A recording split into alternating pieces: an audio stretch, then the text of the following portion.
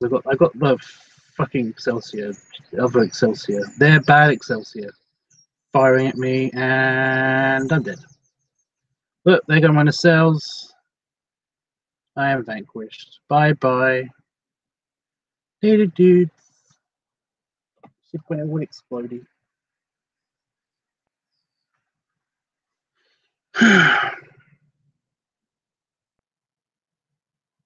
Well, that was C AI hard. It kills everything. I beat the easy guys in terms of points, but I need to make myself feel better a little bit, so I'm going to go for. No, I'm gonna play that again. I'm gonna play that one again. Only I'm gonna go with a better ship, a better ship. We're only gonna have 2 ships, fleet size, 2 ships. We're gonna have 10 respawns, but we're gonna have 2 ships on at the time. I like to space that out of the game. So I'm gonna make myself feel better by putting everything on easy. That'll make me feel better. Oh, look, a Borg ship on easy. Right? Just remember this. The Borg ship is on easy. Just remember, the Borg ship is on easy. This will be important later, okay? So I'm not going to have the Excelsior class anymore for my flagship. I'm going to go with the Ambassador class because it's just a bit beefier. It's got better weapons and stuff. Doesn't have rear torpedoes, but I don't need rear torpedoes.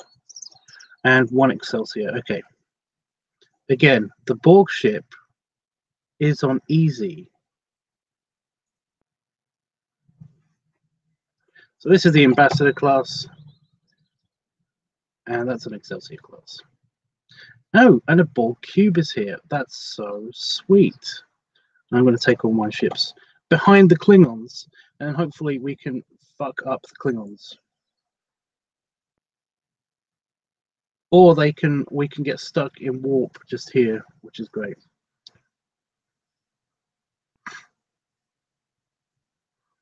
All stop.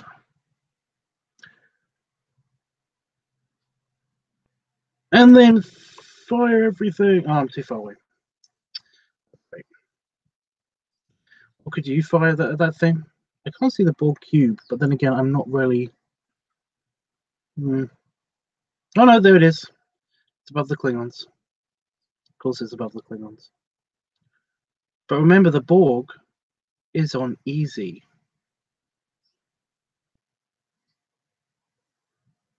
Yes, good.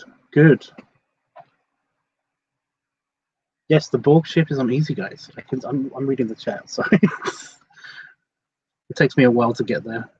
Oh fuck! They blew up my only ship that's on the field of battle. So I'm going to go over there. So look, they're fighting the Borg ship.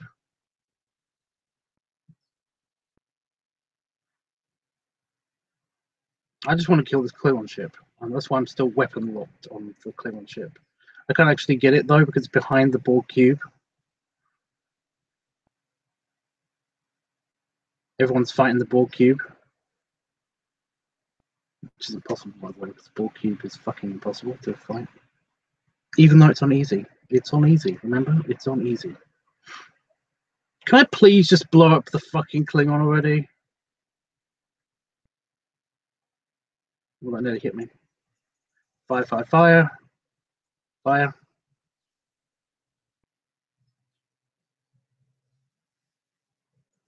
But I hit that sucker. Okay, Borg cube. Okay. Which is on easy, by the way. Oh, okay, exploded. See, I wasn't expecting that. Because Borgs are impossible to shoot. Oh no, I'm gonna get hit by the fucking explosion. No, I'm not.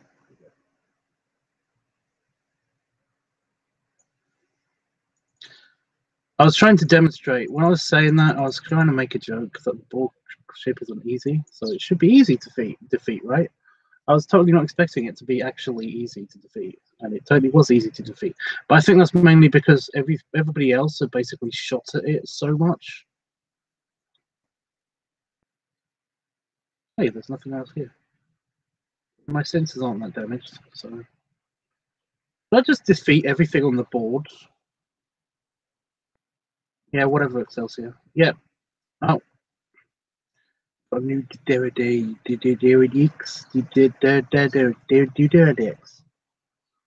Oh fuck. Really, guys? You were cloaked. You son of a bitch. Oh, look, I'm being hit with disruptors and a torpedo. And it hit my shield. Anyway. Back to the Deredex, which is very important.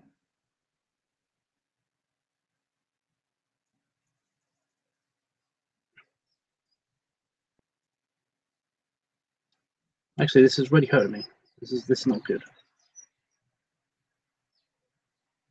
You know what? Fuck it. This will be an excellent time to show you guys the power of the Death Star. No, the goodness of the repair station. Without getting all shot down by the Borg, because that's probably going to happen in a minute. What the fuck? Oh, good. And it's in weapons range in 3, 2, 1. Oh fuck. You know what? I'm doing this again. I will get to this repair station. It will happen. It's going to happen. So the repair stations, you can repair your ships by in this game pretty nicely.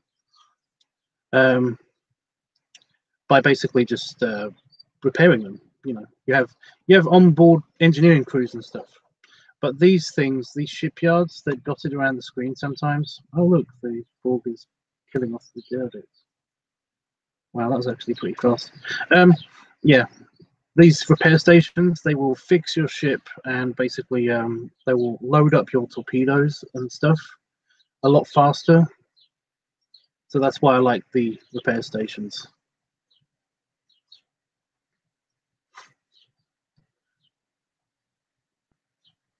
But it does take a while. You are stuck in this thing while it does it. But you can still control your fleet. For example, I'm keeping my Excelsior class over there so that I don't actually use it and it, you know, blow up.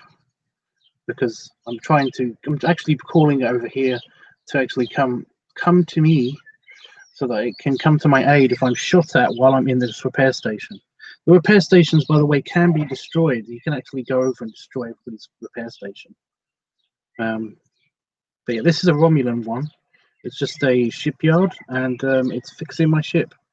That is a glitch, by the way. The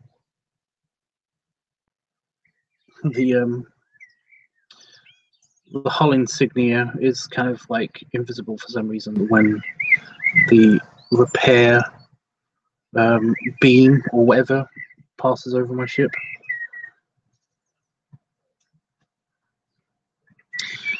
Come on.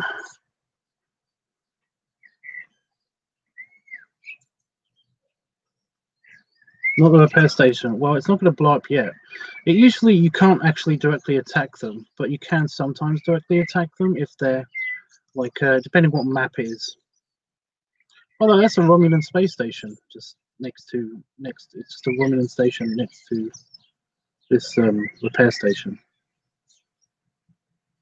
I'm just watching the Klingons get blown up on my sensors. And am I fixed yet? Come on. I'm ready to go. Yay! I got my full 52 torpedoes back and everything.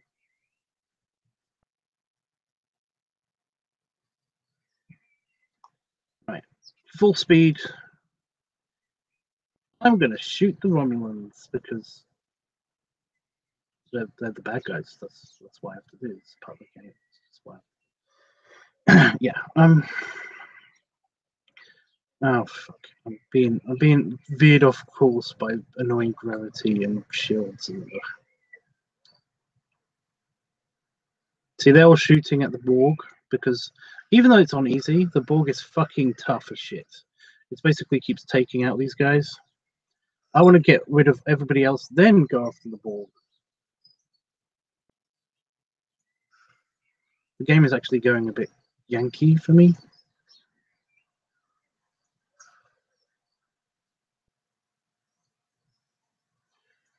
Fire everything!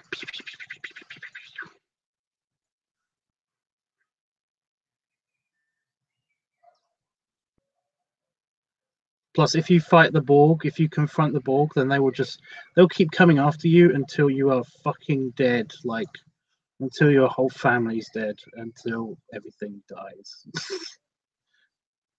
How comes this thing's not dying? I'm aiming at its shield grid. I'm aiming for the shield control, EPSs and all that stuff.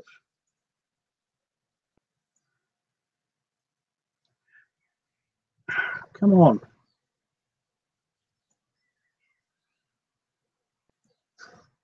Fucking die, really. Where's my Excelsior class? I told it to get over it like ages ago.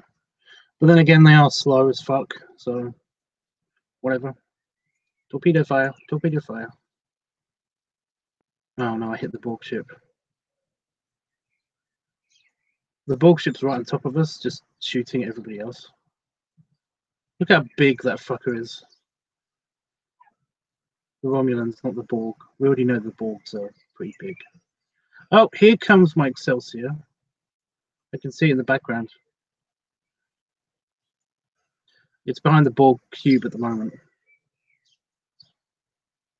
Okay, this is ridiculous. I can't get a hold of this Borg. I mean, this Romulan.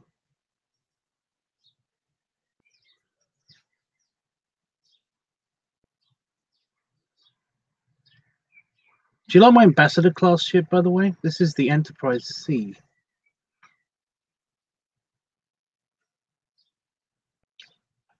Okay, torpedoes. Everything. Full volley. 2 out of 4.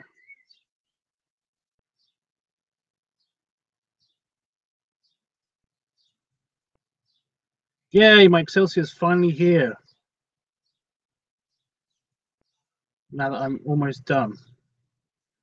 So helpful. Okay, let's go after this Klingon bastard. Even though the Borg's about to totally destroy it. Look at this, total ownage. Bang, Borg destroyed it. Okay, let's go after the cube. We're both going to go after the cube now. Full health cube. Oh fuck! It's aiming for my engines. Oh, I'm so dead. I'm trying to get. I'm not coming right at it because its weapons are better when they're right up against it. What can you tell us about that ship? What the which one?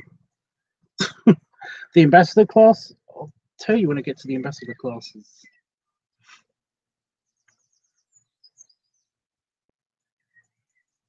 Oh fuck. Fire. Yay! Everything here almost. So we're all firing except for that fucking new there's something shooting at me that's not the Borg. That's the Romulans. I'm trying to kill the Borg. Big bad Borg cube here. Need destroying. Stop shooting at me, Romulans.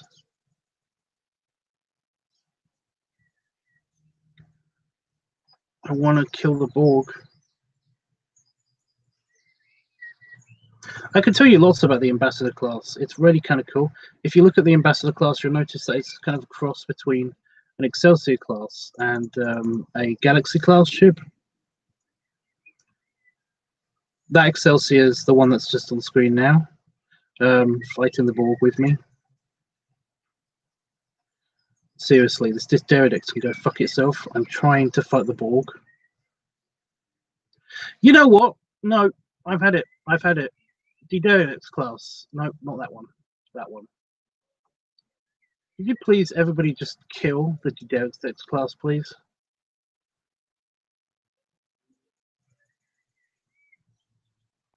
There you go. Just fuck that guy. He keeps shooting at me while I'm fighting the Borg. Priorities, man. Borg cube or me? I mean, seriously.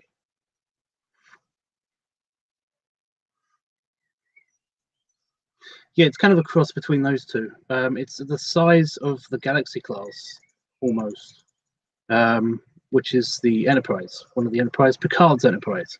But it's got the maneuverability, the weapons, and all that stuff of the Excelsior class. It's even got like a little bit of the radiator fins on its neck.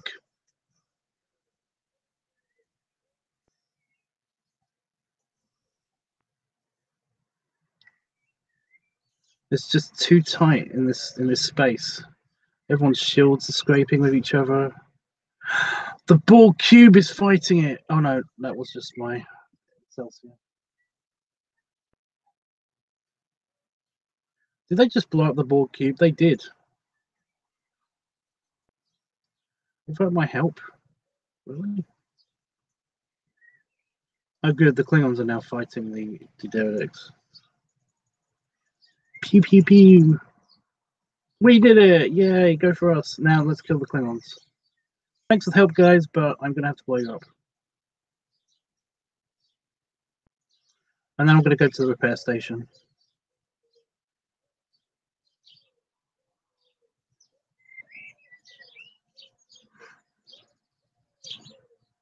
But yeah, the Ambassador class is basically just going to be the new heavy of the Federation.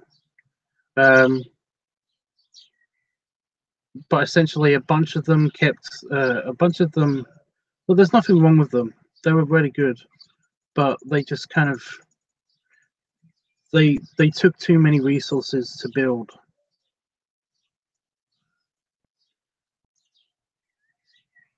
So basically, they stopped building them. I mean, they are just they're very, very, very robust. I was going to go to the repair station, but I decided not to. I've still got like 7 respawns. I'm doing very well.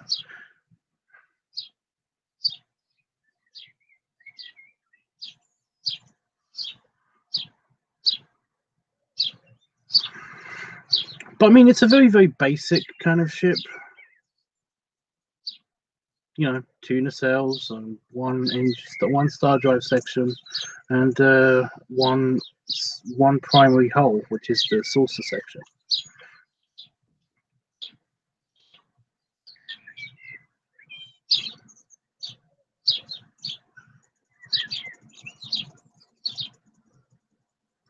I mean, there's nothing wrong with them. They're just kind of meh. They kind of don't really. They're not really awesome, I guess. I think they have a basic shuttle bay as well.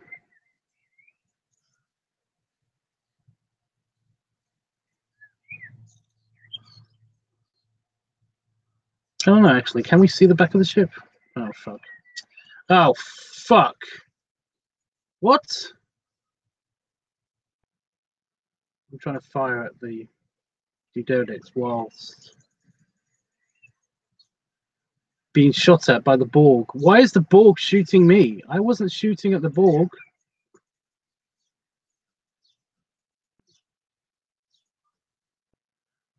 Oh, no, I'm getting out of it. No, this is not a fight I can win by myself, especially when I've got, like, low power. Warp away further. Thank you. Right, I've got to get to the other side of the map. I've got to get all the way over here. So I just made it autopilot, of course. Oh, wait, I'm telling my other guy to go over there too.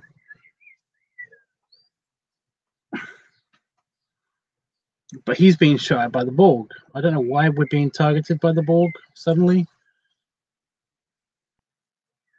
I think it's because everybody else was. I'm not sure. Oh, and he blew up. Yep, there he is. He went all explodey.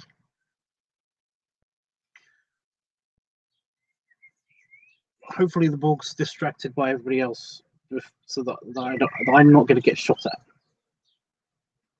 I'm probably going to get the Klingons or the Romulans to actually shoot at me before the Borg do now. But they seem to be preoccupied now, so that's good. Remember, the Borg isn't easy.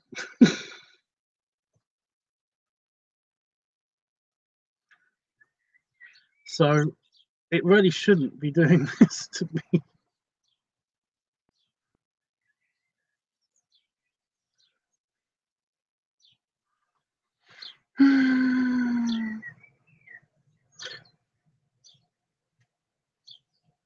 I'm just trying to get away.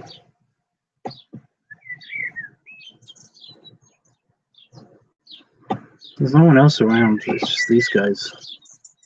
Oh, there's my Excelsior. The Potemkin has entered the battle. I can't do anything with it yet because I'm not actually at. I can't control it yet. It's not really in play yet. I'm just trying to get to the repair station because can you see how much health I've got? My ship is dead almost. And it doesn't look it. It looks kind of like pristine. Oh yeah, you can see a shuttle bay at the back. Just on its bum. It's a shuttle bay. So I'm going to go back in here. I'm going to fix my ship. I'm going to tell this. I'm going to tell my other ship to fight that Romulan bastard over there.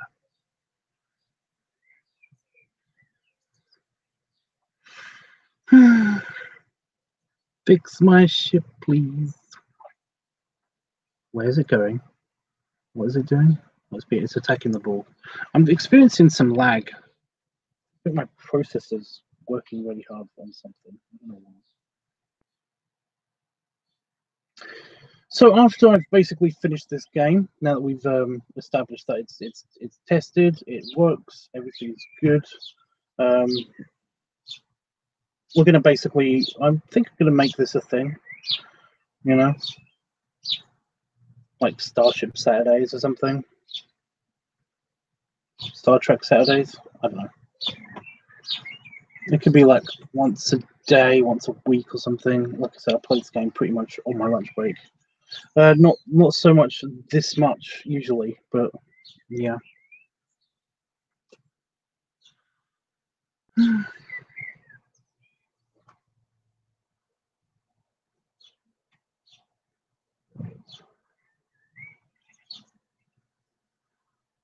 I like on my sensors, you can tell it's been hit and hurt.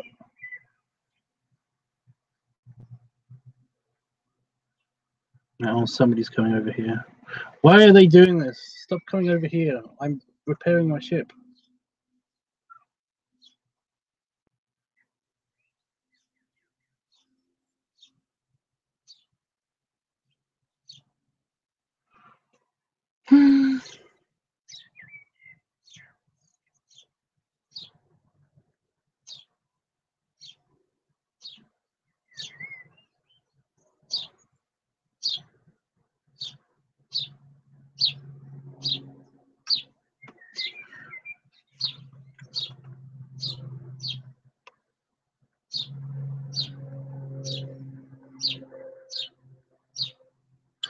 I'm going to record a video at some stage in the near future today.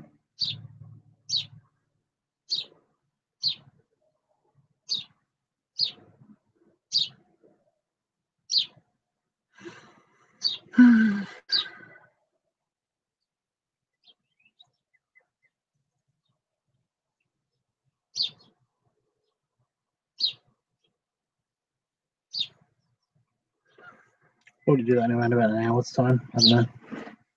Am I done yet? Can I please get back out there? I really want to get back out there. I want to switch ships, but I don't really want to switch ships because that sometimes can make them leave the repair station. Because the very brief moment that you're switching ships, oh shit, the Borg cube is still there.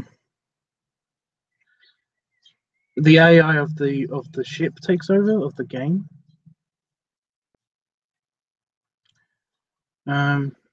And basically it can make them leave the space dock. You don't get any damage from crashing into planets, by the way, because you can't crash into planets. It's the game actually tells you that, oh, the navigation on this ship basically, the navigational deflector made it so that you didn't bump into anything, which is kind of good because you are basically focused on playing the game. Okay, well, we're going to go for an easy cube, AI easy cube 3. Let's do this. This totally isn't going to backfire on me. I'm totally going to win this. None of those torpedoes hit. Well, that's bullshit. And my shields are nearly down. Awesome. And my shields are nearly down. Awesome. Stop it. Stop with the shield hurting.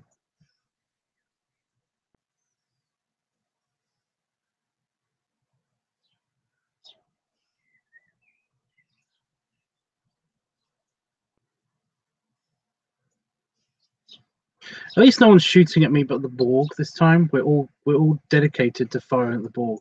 There's the Excelsior. Here it comes.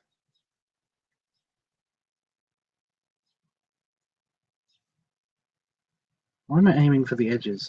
I can't aim for shit at the moment. I think it knocked out my targeting sensors. See, you're doing hardly any damage to this thing. It's really annoying.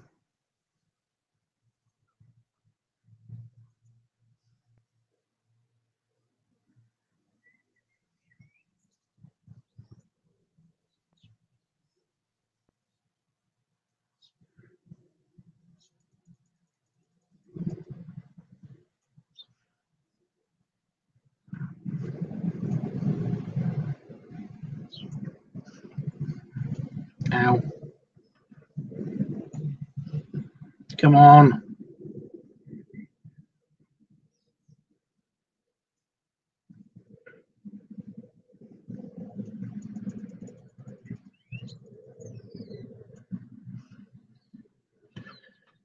Come on. I'm the only one that's fighting this thing now. The Romulans and the Klingons, they're having their own little fight over there.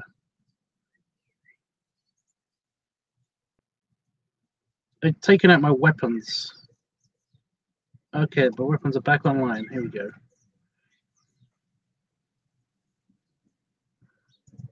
Torpedoes. Come on, torpedoes. I'm going to have to go back to the repair station. How many lives has this thing got? It's only been killed twice. It's only been blown up twice. How much time has got left?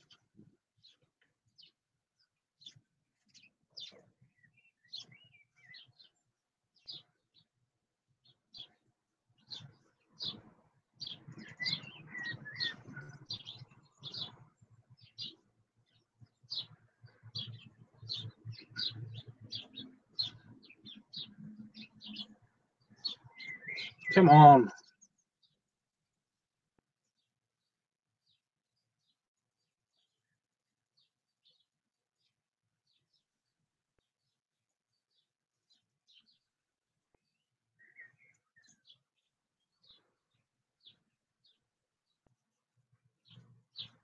Come on.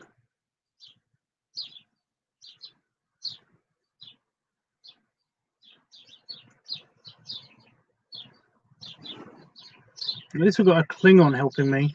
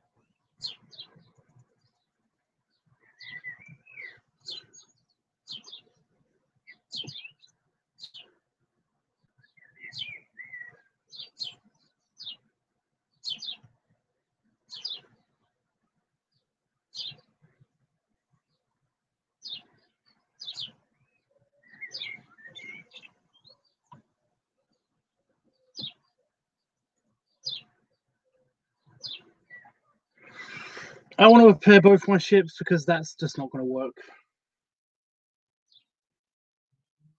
Yep, the Borg is so easy. Let's have a nice casual, just space trip back. We're going back to the space bar.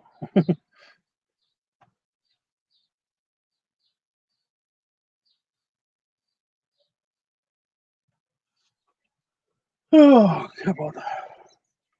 That's the only thing about this game, is that basically sometimes there are like huge bits of time that you'll kind of feel like you're wasting because like you're not doing anything. Yeah, I've got to travel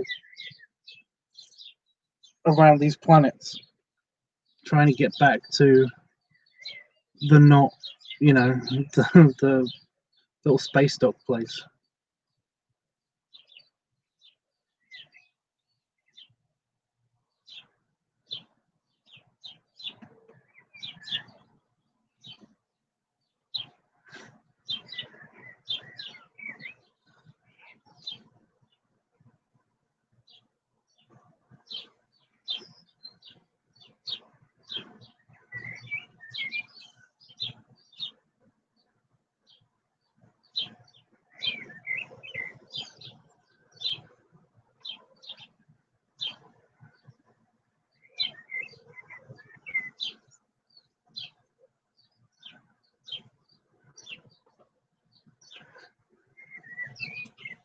I want him to go into the space dock first, but I'm probably going to get there before him. Although I'm being bumped around by the navigational shields. Yeah, he's got there first. He needs it though. There you go. You get repaired.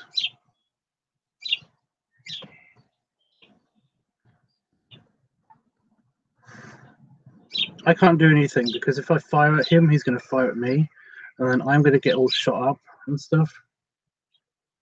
So I'm not going to do that. I'm going to fire a torpedo. If I can get a torpedo out when he's in range, I'm going to fire a torpedo.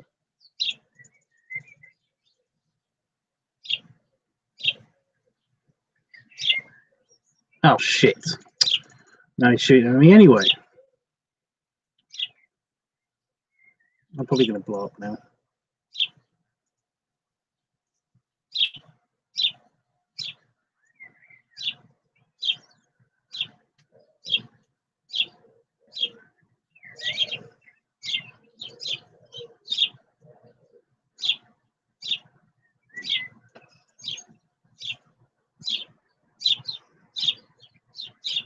Stop firing at my engines.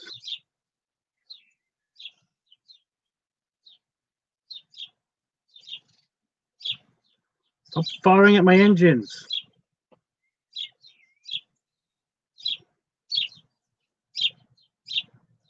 Stop firing at my engines. Oh, fuck. Blew up my ship. I'm really pissed.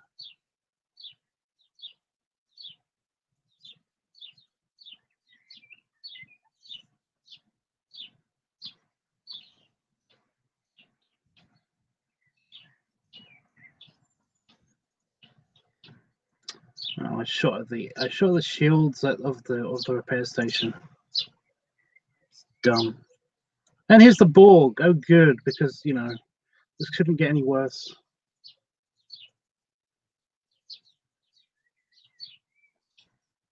Yay, Borg! Let's fight it because reasons. Where are the other guys? Huh? Oh, good. The Romulans are dead. Okay, let's shoot. I'm dead. The Excelsior is no match for a Borg cube.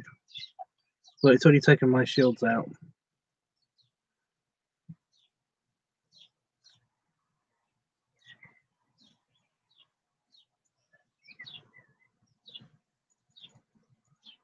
Yep. Indeed. I bet the Klingons are cloaked. The fucking cowards.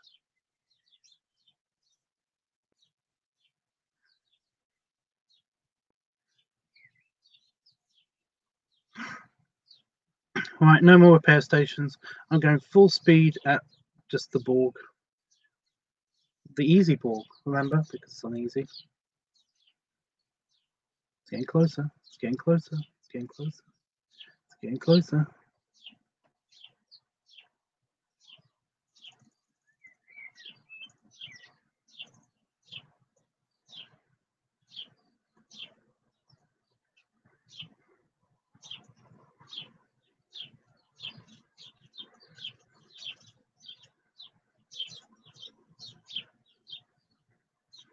I will blow up the Borg cube at least once with one of my ships.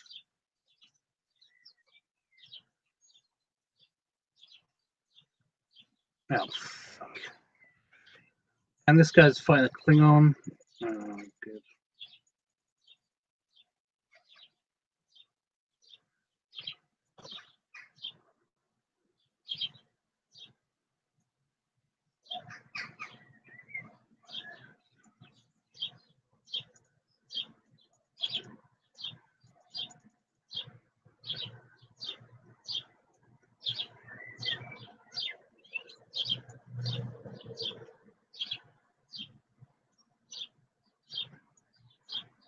Yeah, they're nice graphics, but they could have put a bit more hard work on some things.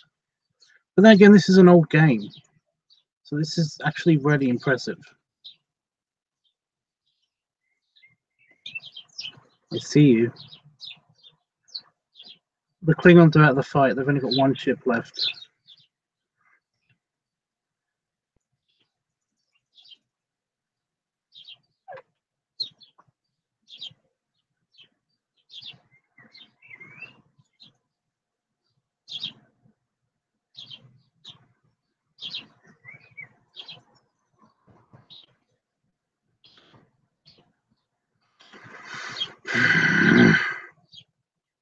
Come on.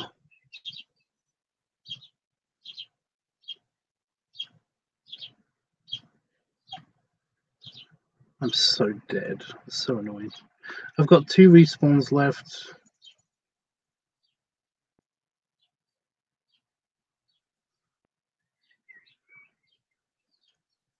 Oh, I'm actually doing real damage. I think I took out a regeneration node. Yay, we did it! Movable. Wait a minute. What's that beam? Oh, fuck off.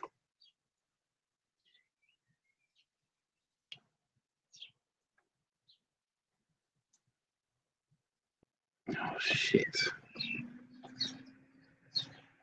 They got me. Everybody to the escape pods. Quick.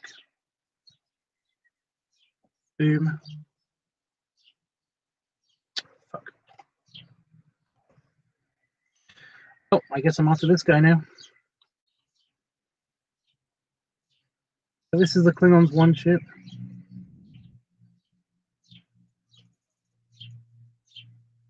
I like how I got him within weapons range just as his shields came back up. So uncool. He's listing to one side. I'm going to aim for its engines as best as I can. That was not its engine.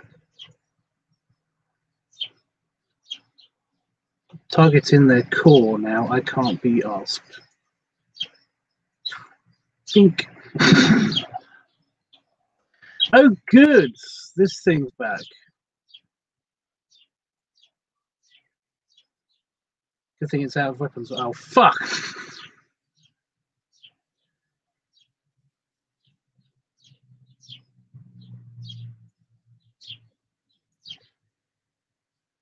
Well, I didn't do anything.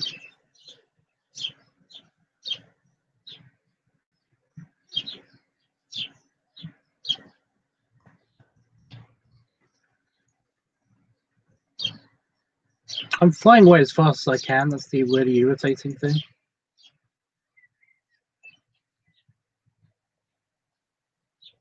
And and I'm dead. And this is my last ambassador class.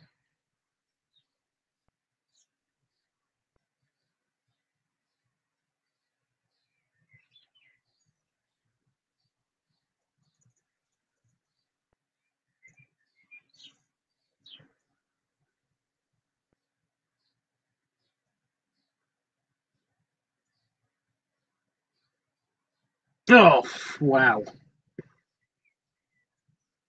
Oh, really?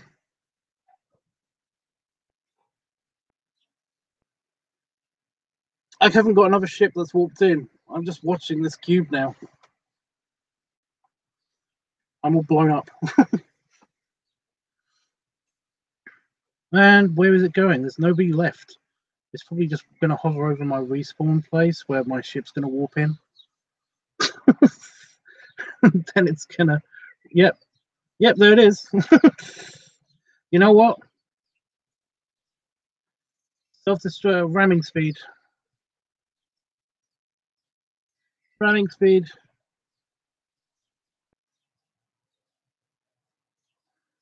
Oh, come on. Come on. No, I didn't do anything. Oh, well.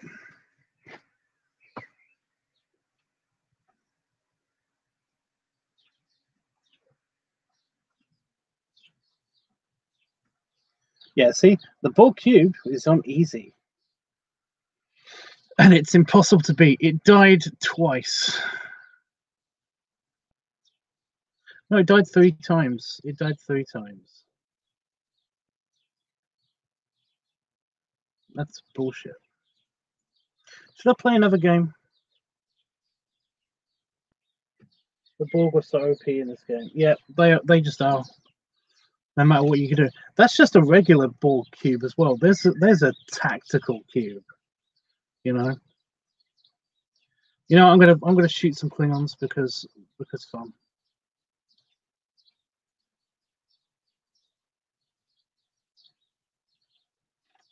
Actually, I don't know what to do. I'm gonna go against the Romulans. I feel like blowing up some Romulans because, again, fun.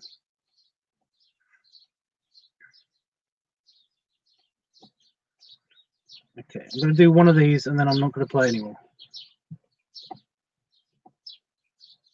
No, I don't want to play 60 seconds. Hard. So here we go. So this time I'm going to go with the big guns. I'm going to get a Galaxy class and 2 Excelsiors because I'm still playing with the Excelsiors, but I'm going with Galaxy class. We're going to fuck up some Romulans. Okay, our mission. Look at this thing. Huge. Our mission is to defend Starbase 260.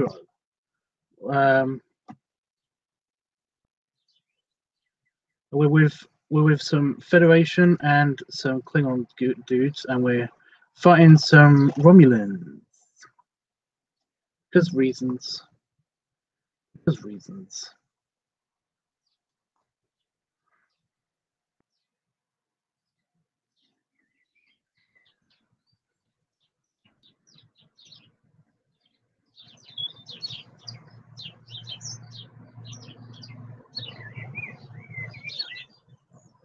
Yeah, the Borg was on easy and it still fucking killed everything.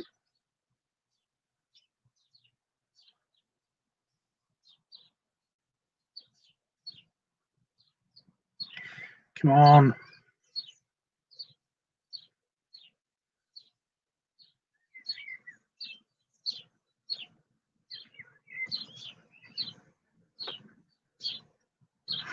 I could go on and on about what the Galaxy class can do because it's kind of cool, but it's also kind of like stupid.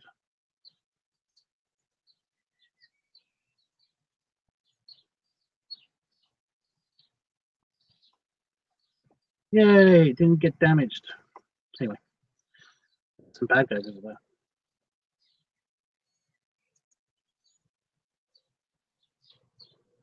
Too far away. When I'm playing this game, sometimes I like to imagine myself as like being part of the crew. I'm part of, like right now, I would like to imagine where I am on this ship. And I imagine I'm basically manning one of the main reactors that powers the impulse drive in the source section. Mainly, do you know why? And it's mainly because there's tons of escape pods around it. So if anything does happen to the ship, I can just jump into an escape pod.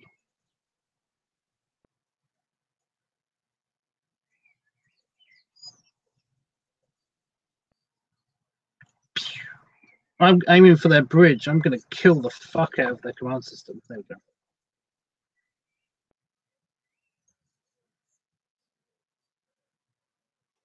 I'm playing as kind of an OP ship right now because I'm the Enterprise. For fuck's sake! Look at this thing. It's crazy.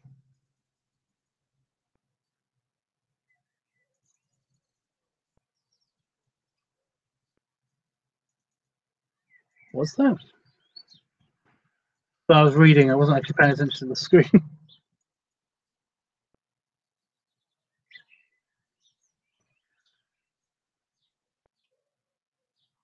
What has always bugged me is as a little is that the Romulan Deredex class. I'm trying to read as I'm playing. It's supposed to be twice the size of the galaxy, but in games their sizes all over the place. No, the Deredex class is twice as big as the galaxy. The galaxy class can fit inside the opening of the Deredex class. But in this game, all of the scale is pretty accurate. We're probably going to see a Deredex class later on this map because I'm against the Romulans, who desperately want to destroy this this station for some reason. Klingon station. That's why.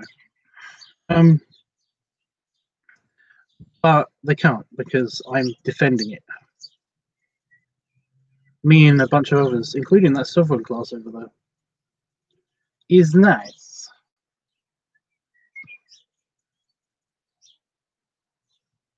But no, the scaling on these is pretty accurate. Oh, look, there's shipyards down there. I can go heal my ship if I need to.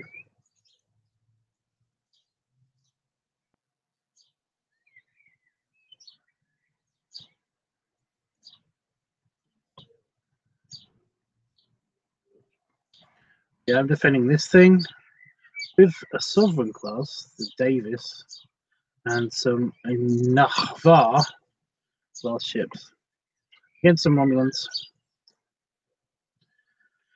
Hard about. Come on. Fire! Fire! The annoying thing about the Galaxy class in this game is that it kind of blocks the view of what you're shooting at sometimes. You have to move the camera around it and stuff. It can be a little bit annoying. Only a little bit, though.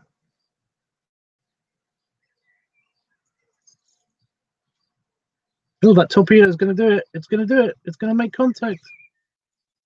Yeah, I did it. Pew. And that one. Yeah, it blew up.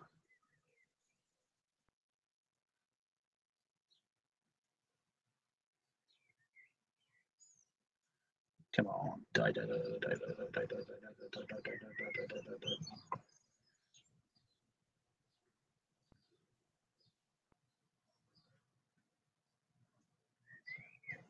There is a problem with this game, and that is that when the objective, say for example, they actually do manage to destroy that station that I'm defending, all of the ships blow up as well.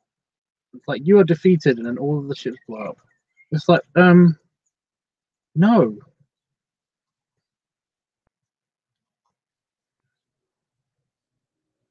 How that would work. You know, I want them all to go into warp or something.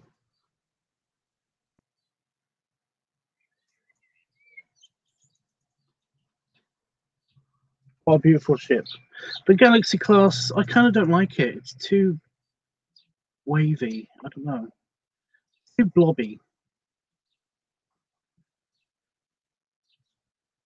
It's not an Intrepid class. Intrepid class are better. Yeah, Sovereign reminds me of cool-ass cruise ships that turn into spaceship. Well, that's one of the reasons why I don't like it. Oh my god, there's an enemy ship right in front of me. I'm going after the one over there. But the other guys can look after that one. Oh. Oh, here's the Diderodexes.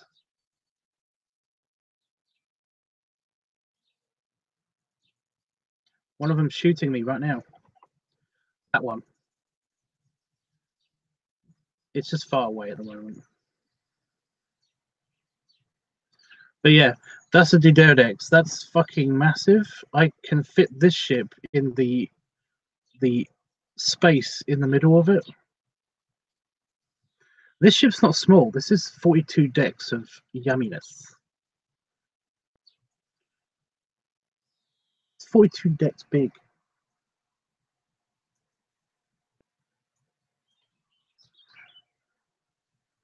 I mean, look at this thing. It's huge.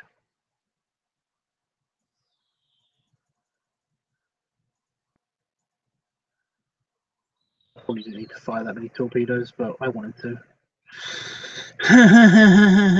Come on, just die. Well, look, they're all fighting. They're all. There's no chance. This station is fucked. Even the Sovereigns are having trouble. Yep, and I lost.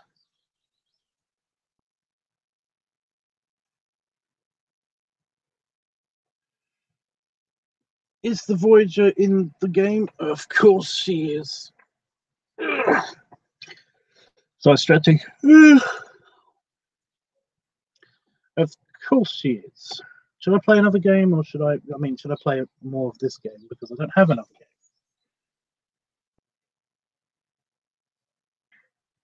It's so classy, says Fate McFrost.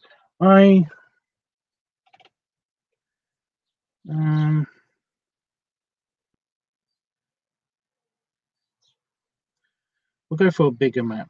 We'll go for Acalia.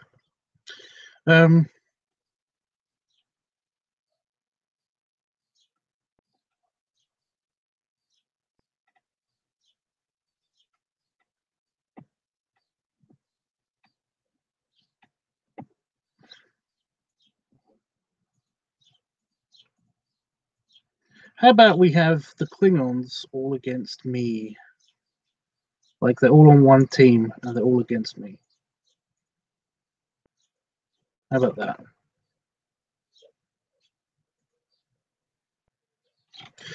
But I'm making it interesting. I have the little hypothesis that the hollow space in the Diderodex is to fit smaller vessels in the cavity, so it can cloak and hide small strike vessels that don't have their own cloaking systems. That's exactly right. That's exactly right. Yeah, I'll show you. I'll show you exactly what I mean. So if I go to the Romulans, here we go. With fleet assemblies. So we've got the Diderodex. This is the Diderodex. It's got a massive opening in the middle.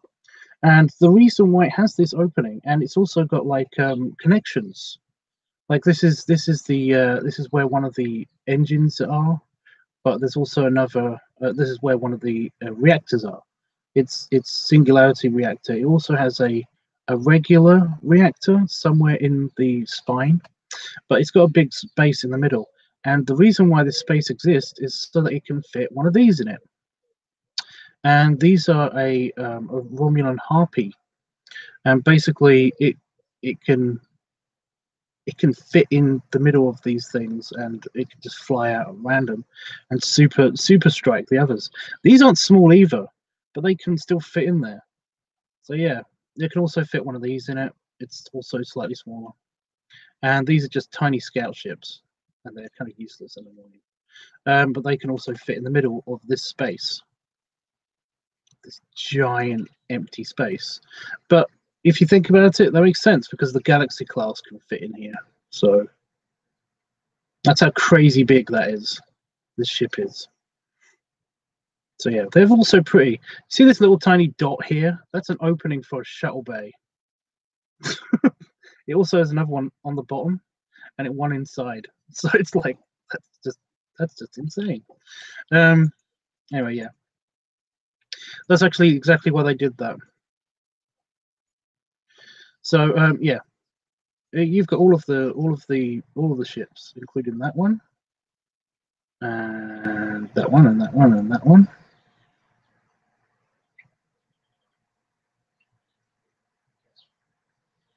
And that one, and that one, and of course, my baby.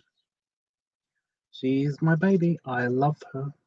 The Intrepid class starship. Look at the Impulse. I mean, the Impulse is just so cool. She's one of the fastest ships in this game, and that's cool because she is actually really fast. The Intrepid class is designed to be really fast and really maneuverable, so it makes sense. It's got two impulses on two different sides of the cell struts. It's awesome. Including it even has like the auxiliary sensor pad and also the auxiliary deflector. This whole module at the top can come off and fly away if it wanted to. I mean, that's how awesome this ship is. It just can do so much cool stuff. It's just super badass and cool. But no, what we're doing this time, imagine how big the scimitar is then. Like, damn. The scimitar actually isn't that huge. It's about the same size as a Dideridex. I mean, okay, the Dideridex is big, but yeah. So we were that ship before. So now we're going to go with, we're going to go with the Sovereign.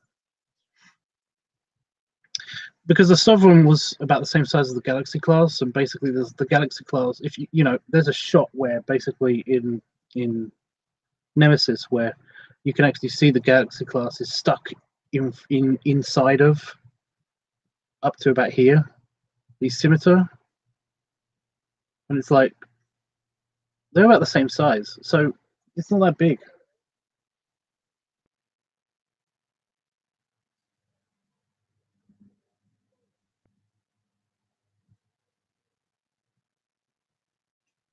So did somebody talk really clearly. No, yeah. So I'm going to have all of these guys against all of the Klingons. Let's see what they can do.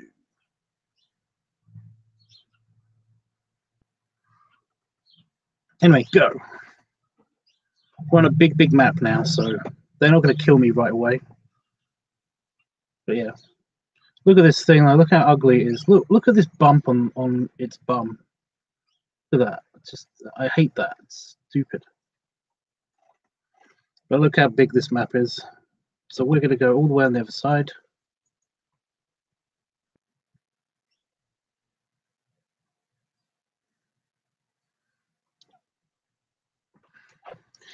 But yeah, the Sovereign class is a bit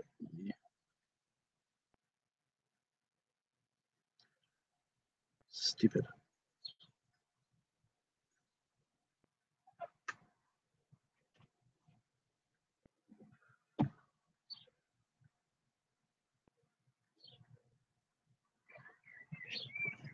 You know what? Dropping to core impulse, selecting target, firing.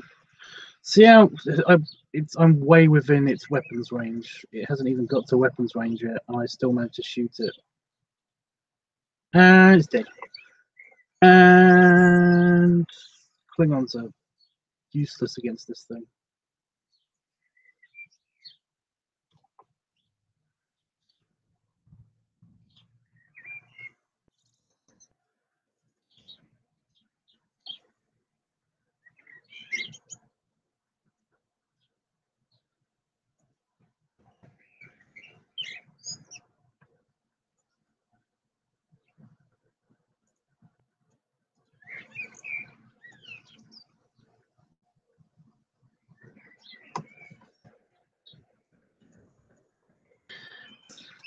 Finding the right spot. Got it. No! My game crashed.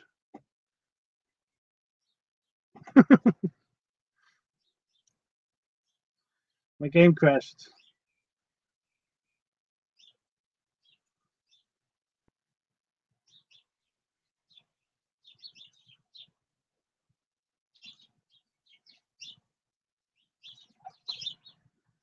My game crashed.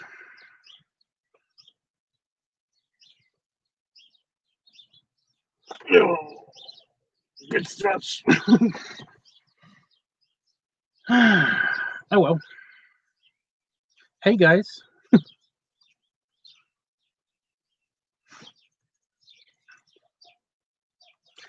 Well, I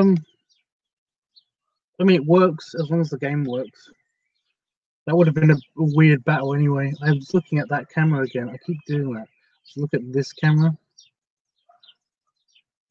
This camera's on the laptop. I can't actually take it off of the laptop and show you guys stuff, which is a bit annoying. But yeah.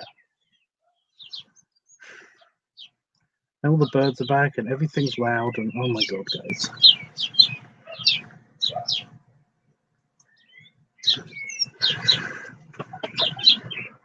Oh shit. This game used to crash on me when I had it new. Imagine it's worse on modern system. Well, it usually plays like 2, maybe 3 maps, and then it crashes. And I can deal with that. I normally don't. It normally doesn't bother me. I used to think it was my old computer before I installed it on this computer, and then basically found that it did the same thing. So it's no big deal. It's no big deal. So yeah. Anyway, guys, yes, the game works. It's pretty cool.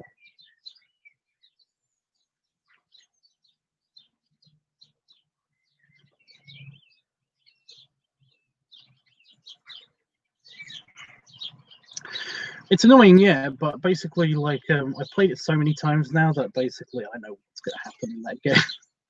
Because I'm the Sovereign class, they've designed the Sovereign class to be the bestest game. I'm still really bad. I keep looking at the other camera because it's just on my computer over here. Yeah, the Sovereign class in that game is designed to be the hardest game that you can ever get. It's the hardest ship that you can ever get. So basically, like, it's way OP. It's just too overpowered for its own good. It doesn't really make it a challenge, really. That's why I basically put everybody against me with crappy Excelsior classes, kind of like being my escorts and stuff. But yeah. But no, that was a good concept test. So we know that OBS is basically bullshit. It just doesn't work. It worked for a little while, but then it decided to not work at all. So.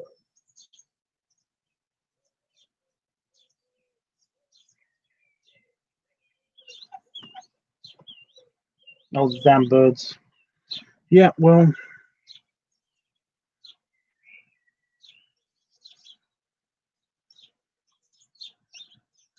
I live in the middle of the countryside.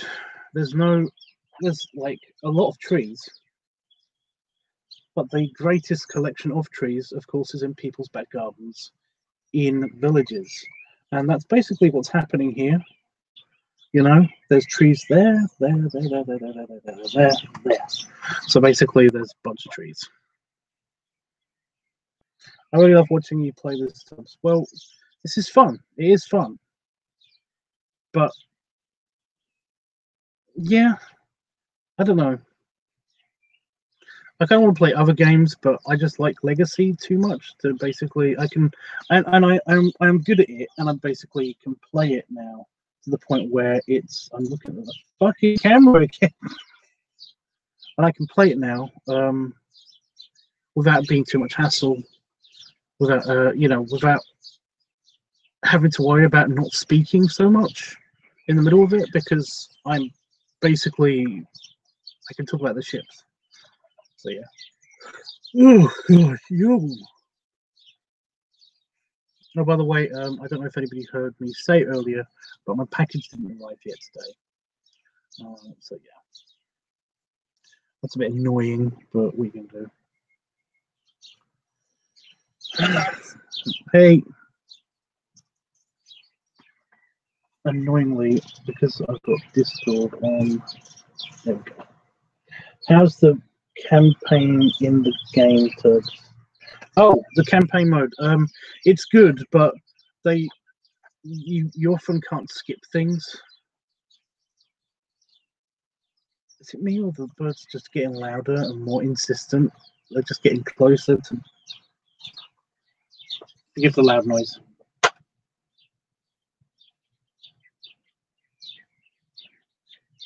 I'm sorry that happened. That didn't happen. You're sorry, what happened? The game crashed on you, man. Oh, it happens all the time. It basically, like I said, usually you get about 2 or 3 levels. You play 2 or 3 separate skirmishes, and then basically, I'm looking at the. You know what I'm going to do? I'm going to put this camera on the computer next to this camera.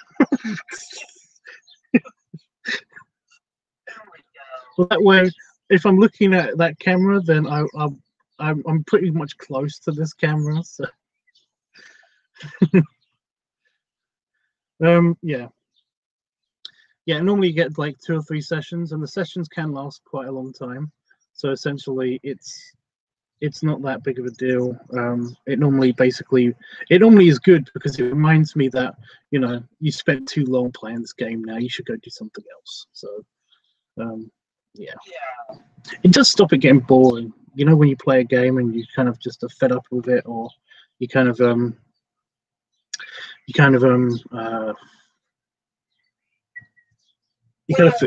tired or something. It reminds you that you're feeling tired, or you're feeling a bit bored with it, or that you've got something else to do. That's something. Well, interesting is like you could talk about just interesting facts about the ships or the show, or just things like that.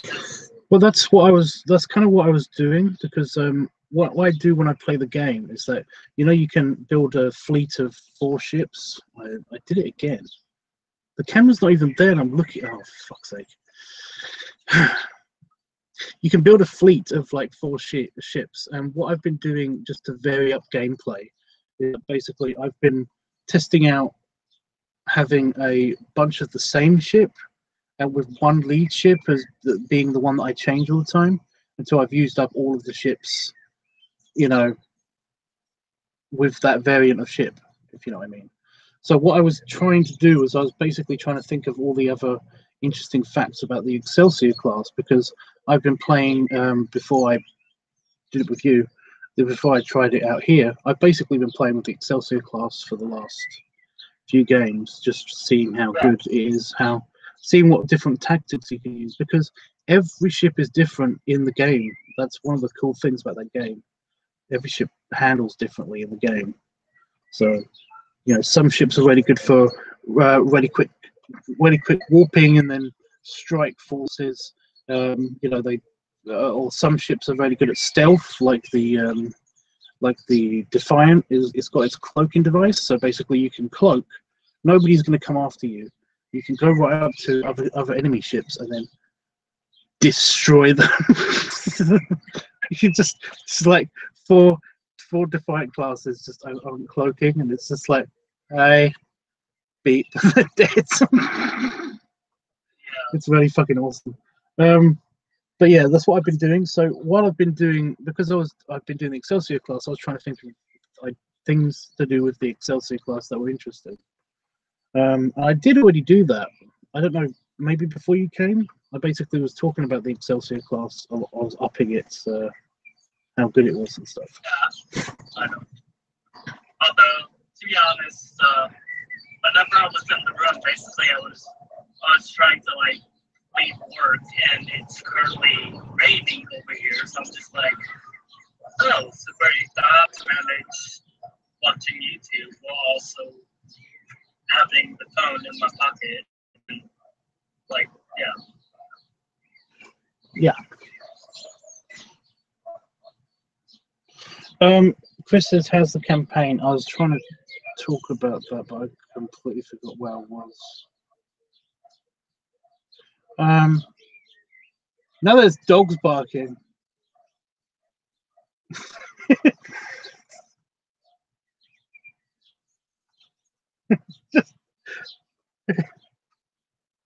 just so much noise. I need like I need earplugs and just a very small amount of TNT. You know, I just throw it in the garden, and basically, like, it'll go bang, and it'll shut up everything for at least, for at least half an hour. Just keep doing that. Just blow up the surrounding area, you know. No, I'm not being a terrorist. You just want to allow things to basically. I just want them shutting up. Yeah. But they have these things called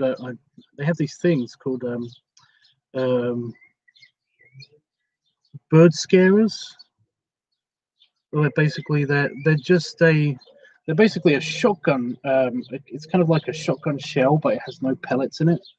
And they have them around here. You occasionally hear them in the evenings and stuff.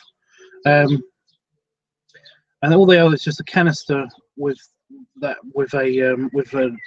hammer, and basically they have timers on them, and they're set to go off at a certain time. It's mainly to scare away the birds off of fields and stuff, you know. But they actually, like, because I'm in the middle of farmland, I hear them all the fucking time, even from miles away, because they're basically just firing off a gun. It's just a gun that has no opening, you know. Yeah. It's just literally for the gunpowder to go off so that it scares away the birds. I almost want one. Almost. Yeah, sounds pretty useful. I've never heard of it. So. They're just bird scarers. I'm pretty sure they have them in America. Probably. Although in America you probably just have like a shotgun or something and just fire it into the air or something. Yeah, it's not going pretty easy to get on weapons. Because America, what the fuck? Because America. Weird noises have been happening over there for a while. I don't understand what's going on. Bird bombs, huh? An air horn will probably do the trick. But I don't want to do that. That's too loud. I know, it's a weird contradiction. Anyway, yeah, the campaign mode in that game. So I've got like a scratch or something on my face. The campaign on the game is pretty good, but it is sometimes complicated. They never re-explain how to do stuff, because basically the campaign is just a big tutorial. You know, they usually explain a mechanic, you play the mechanic, and then basically they go off and do the mission with the mechanic, and then they go on to the next mechanic and tell you about, you know, you get to use every single ship in the game over the Enterprise era, the original series era, and then the Next Generation era in the games. And so you get a diverse experience, I guess, but the cutscenes are painful. They seem to go on forever, and at least in my game, you can't skip them. And whenever you fail a mission, it starts off that particular level of the campaign with them talking all the time, because they're the cutscenes. It's just painful. I don't know how many times I've heard, because I kept forgetting how to activate long-range sensors at the very beginning of the campaign. I kept failing this one mission, so I had to hear all about this admiral from a space station telling Archer about how he's got to do this mission for him, and you don't see anybody, any of the inside of their ships or anything. It's all done from the perspective from the outside of the ship, and they are pretty cutscenes, but it's kind of annoying just hearing the radio communication between everybody all the time, because that's all the cutscenes. Yeah, in America you can buy shotgun shells that have the little firecrackers in them, and they shoot out like a slug, then go bang after So cool. Yeah, I think these are literally just. I mean, I've seen one. I've seen one of these, the bird scarers. Basically, they are literally a can with like a. It looks like a big grenade. It looks like it's a can with like a little hammer, and that's where you put the you put the oh, what's it called? I said it earlier.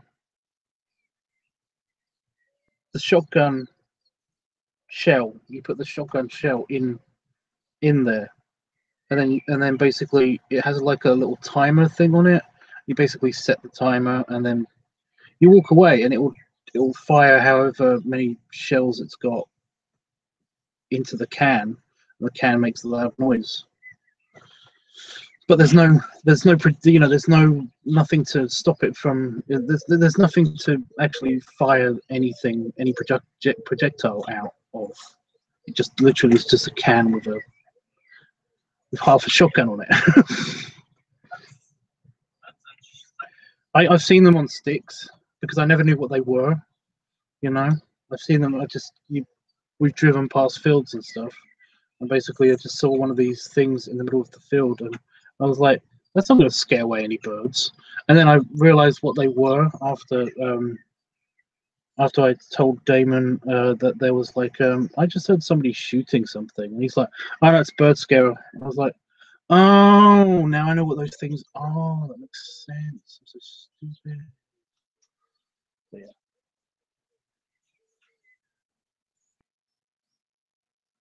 Oh, yeah, I'd like to see some actual people communicating every now and again. Yeah, well, the cutscenes, they don't do that because it's basically just it's from the perspective of the ships. Like from what you saw on the gameplay, that's the whole game. You know, that when they do cutscenes, they do ships flying around outside and just talking over radios. Over the communications relay. You don't have anything else on screen to indicate that there's people talking. You know, it's kind of good in a way. It's unique, but yeah.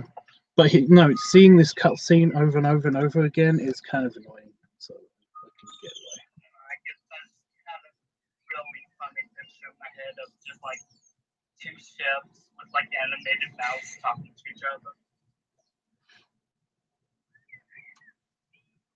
No, I don't like to anthropomorphize ships.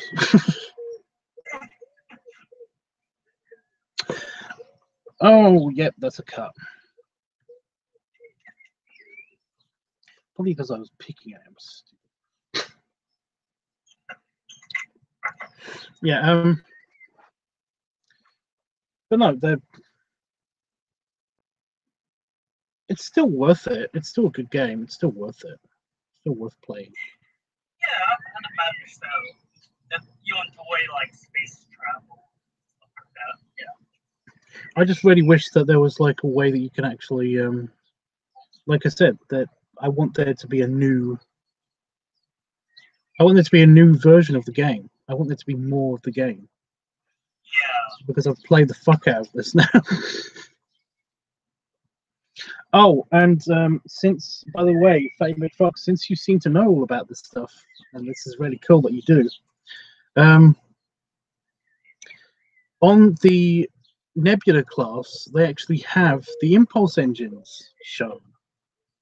Because that was a big annoying thing. Whenever you saw a Nebula class on the show, you never saw any impulse engines. We don't know how it actually flew.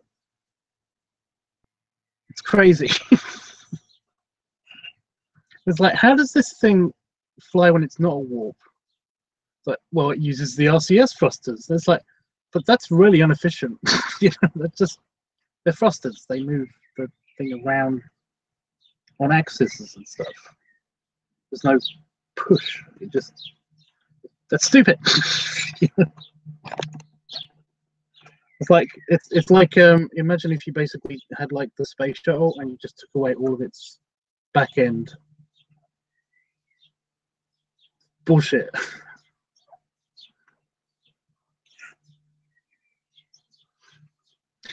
It's like, well, it won't be able to do anything.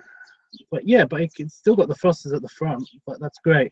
So it can do spins and flips and stuff like that, but it can't actually do anything. It can't go anywhere. It's stuck there.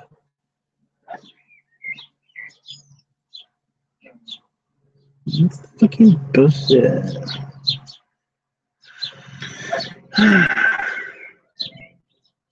Yes, they should create a new game. They should totally create a new game. But yeah.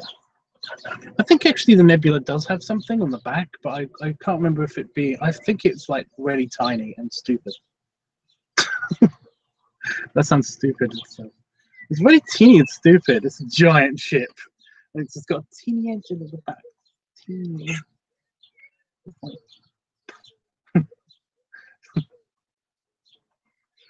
It's crazy. Up for small thrust. Very, very teeny thrust. How you doing? Just very, very teeny thrust. But no, this time, what they've done on this game is that basically, I think it literally is just a programming, game phase saving kind of method. Just to save on memory. That what they've done is they literally have got the saucer section of the Galaxy class and just put it onto a Nebula class, which is basically what it is essentially. They have the same saucer sections, but because they've done that, it means that the impulse drive on the saucer section, because it has its own impulse drive, basically is on the Nebula class finally. Which is, again, something that they just didn't do in the show. For some reason, they didn't have a model with the impulse drives on the source section, which make more sense, and they're bigger. So, yeah.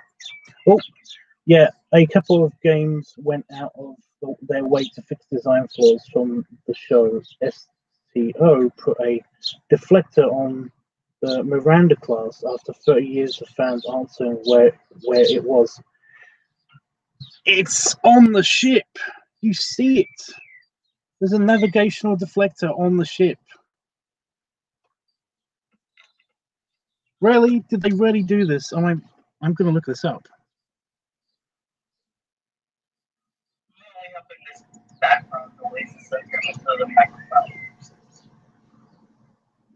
What? Do you hear any background noise? Well, from you? Yeah. Kind of. A lot of noise going on this morning for some reason. The neighbors are talking really loud. There was a garbage truck that just passed by like not too long ago. I'm just like, wow, it's so loud.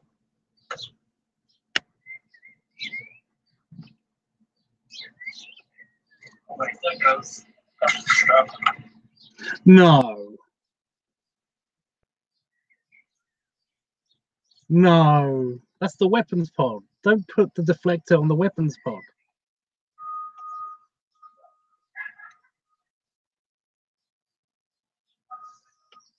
No, that looks stupid. Why would they do that?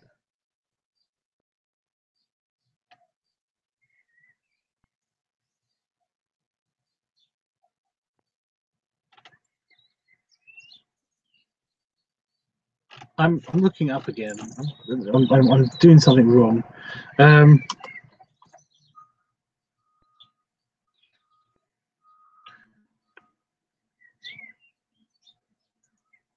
can't really see because of the sunlight as well is a little bit stronger now. Oh no! Yeah, that's lame. Why would they do this?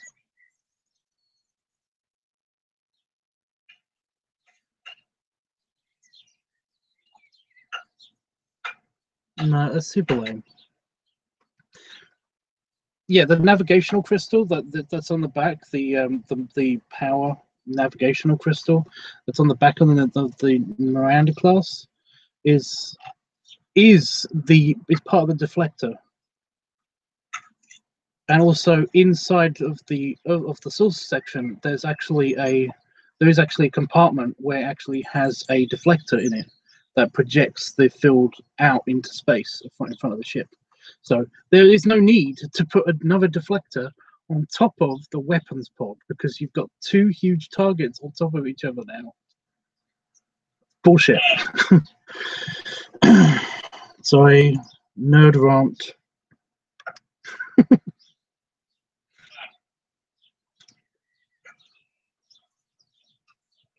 The mana class to not have a deflector. No, it does. It just it's in the ship. It's concealed. It's got plating over it. There's another ship that does that as well. I can't remember which one it is. Well, the Klingons, they do that. The Klingons do that too. They have a deflector, but it's concealed in the ship. It's like yeah, it just projects the field through this material that's in front of it. If that makes sense.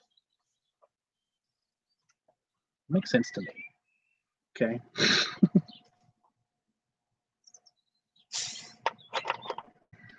But yeah, there's a little tiny blue light now on top of the Miranda class.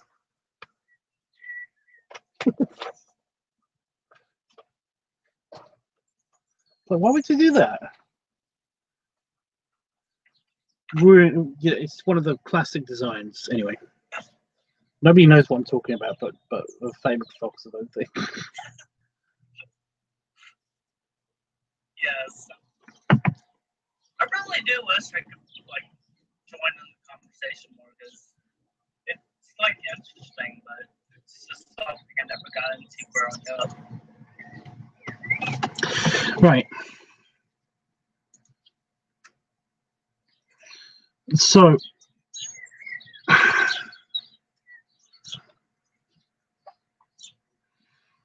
is that it? Is that what we're talking about? This thing here? That's the deflector.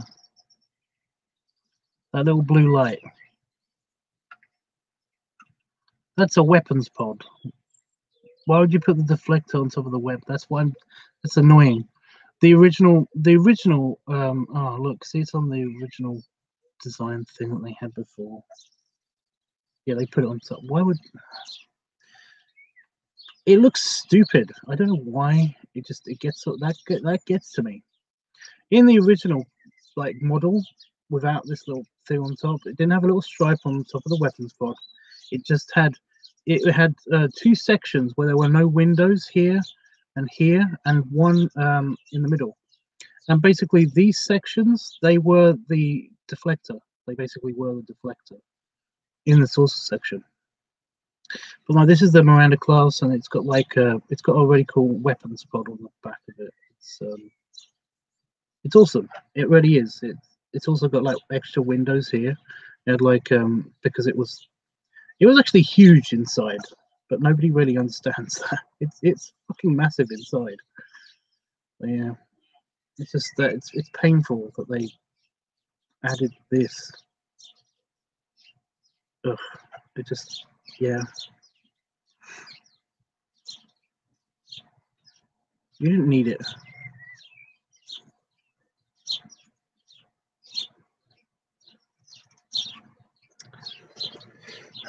Yeah, I do admit it is kind of ugly, and it makes no sense to put it there.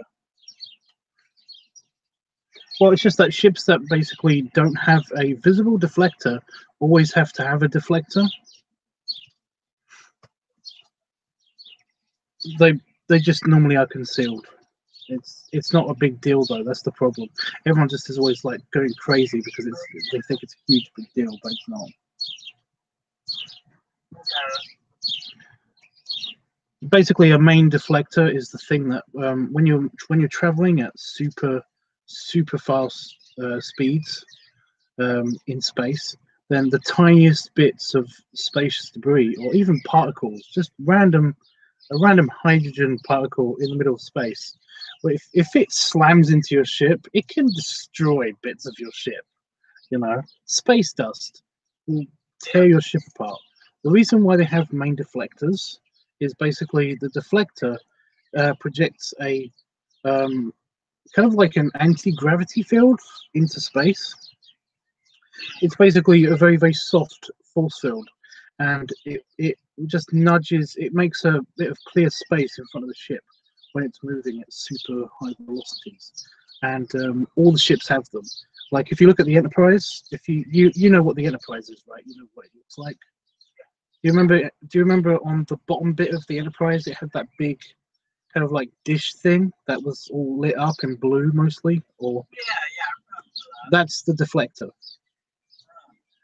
But it's there because it pushes space debris out of the way and stuff. So when a ship doesn't look like it has one, it actually does have one. Or the Romulans have a different system. They actually do have deflectors, but they do have this thing, as well as some Vulcan ships, where they basically their shields, they have like low-level shields, and they also have like a warp field that when they're at warp, basically moving at such high speeds, the shape of their warp field, the thing that makes them move so fast, actually moves stuff out of the way for them. So they don't really need a deflector, but they do have one because it won't move large things out of the way. It'll just move dust out of the way. Yeah.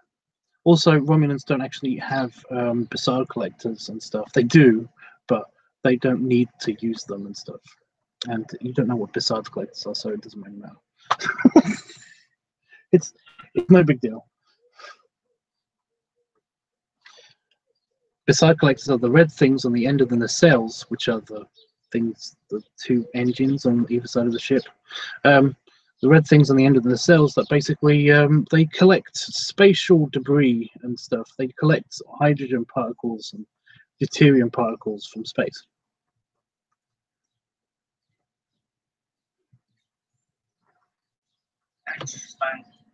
It really is, actually.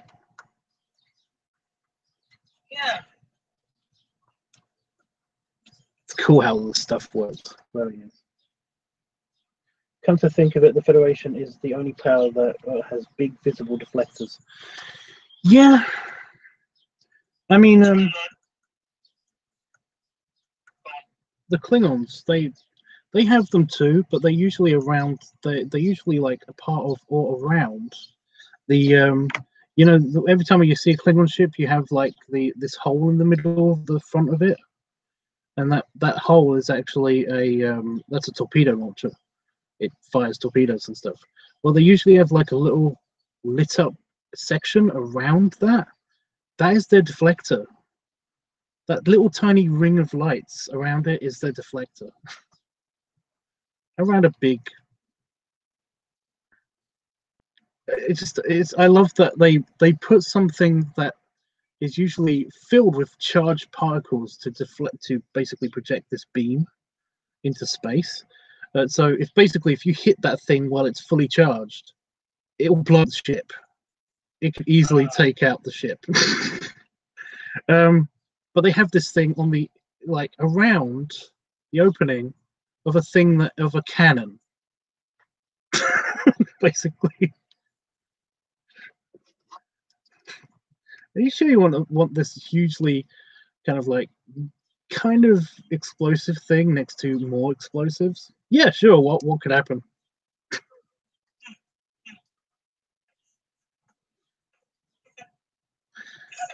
Well, it could get hit, and then we could all blow up and die. You know. Like, what if a torpedo just accidentally falls out of the ship and just the first thing it's going to touch is the deflector, which will blow up the ship?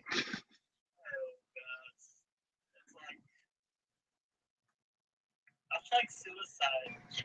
Well, they're Klingons. They're not the brightest species.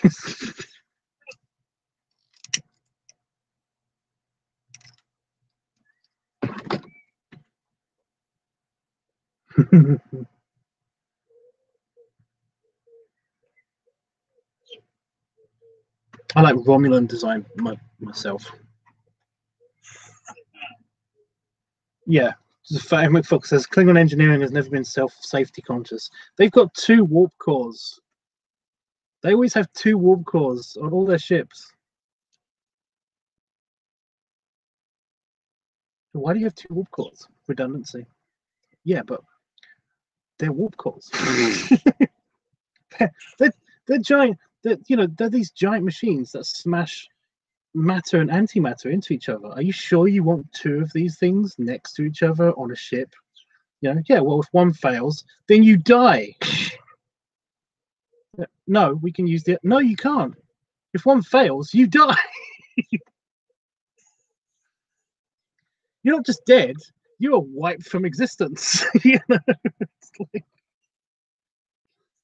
We're not just talking about an explosion. We're talking about like an antimatter, like wipe you from ever existing, destroying your molecules kind of explosion here.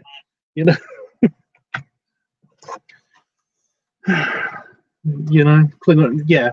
So FMF, you're right. They've never been safety conscious. So we're gonna have a shooting range. This is in the original series blueprints, by the way. We're gonna have a shooting range, really close to the antimatter storage.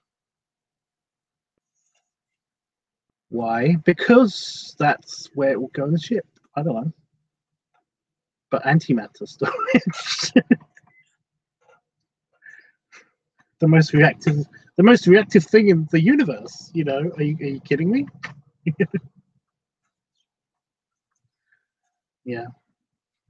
Klingons are crazy.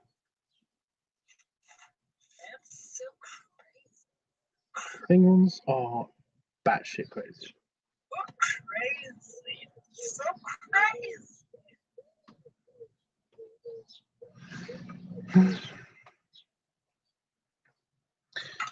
But yeah, I still like the Pterodactyls. We were talking about that earlier.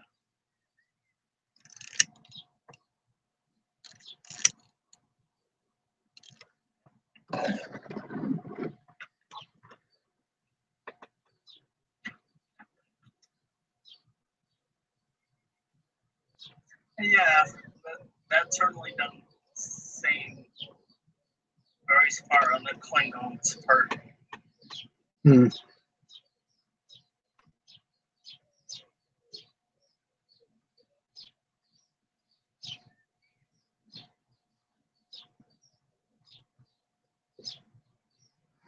There's an episode of Enterprise when they have to try to get a Vulcan ship to explode.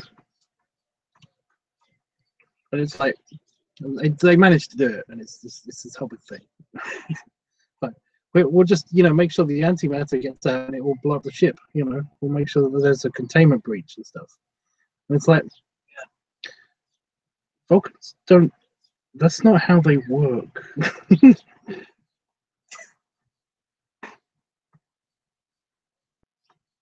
Well, it's just that Vulcans are super safety conscious. They're the complete opposite. Basically, when the engine isn't running, there is no antimatter in the engine. It basically is distributed into a series of canisters that basically fall off the ship. They're like super ejected if there's anything wrong with the ship, anything ever wrong with the ship. It just gets ejected right away. Interesting. I know, it's dumb. It does sound crazy, Tubbs. It is crazy.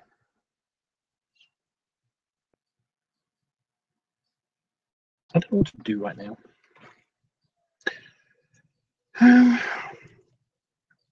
On the one hand, I've got like I can go do this filming.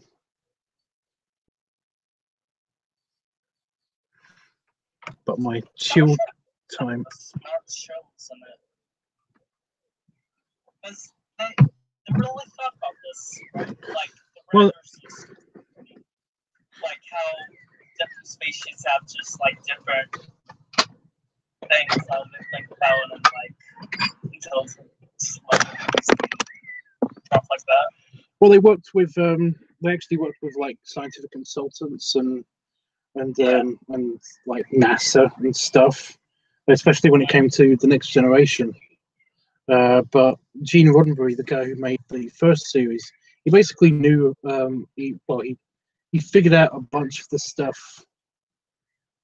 Well, he didn't figure it. Oh, damn it! he knew a bunch about like physics, so he could easily kind of like come up with this stuff by himself. So that's pretty good of him, I guess. He used to be like a World War II pilot or something. I don't actually know much about Gene Roddenberry. I just know that he was a smart guy and he thought about this stuff. And Matt Jeffries, the guy who also designed the original concept of the Enterprise and stuff, was very, very, very knowledgeable about this stuff. So, of course, when they got to the next generation, they were working with people and scientific advisors and stuff to actually get the science pretty spot on.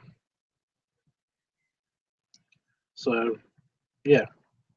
It feels great to trek out with people. I don't get to do it often. Well, basically, one of the companies that I work for, the kind of non-charity work that I do, is basically working with a bunch of people in a scientific advisory group. Yeah. So basically, I love talking about this stuff, and I get to do it all the time.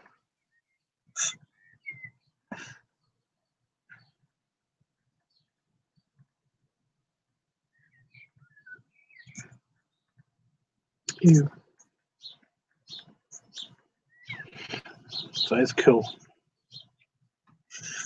Honestly, I think that's probably one of the. I think I've never thought about this before, but it's probably one of the. I mean, because that's so cool. Whenever you have like writers and just even the just like different people who work on the film series or whatever, they take their facts into consideration, and it's a very neat process, I suppose, just like that creative process. So yeah, I do like the fact that we can basically build. We could basically build an enterprise right now.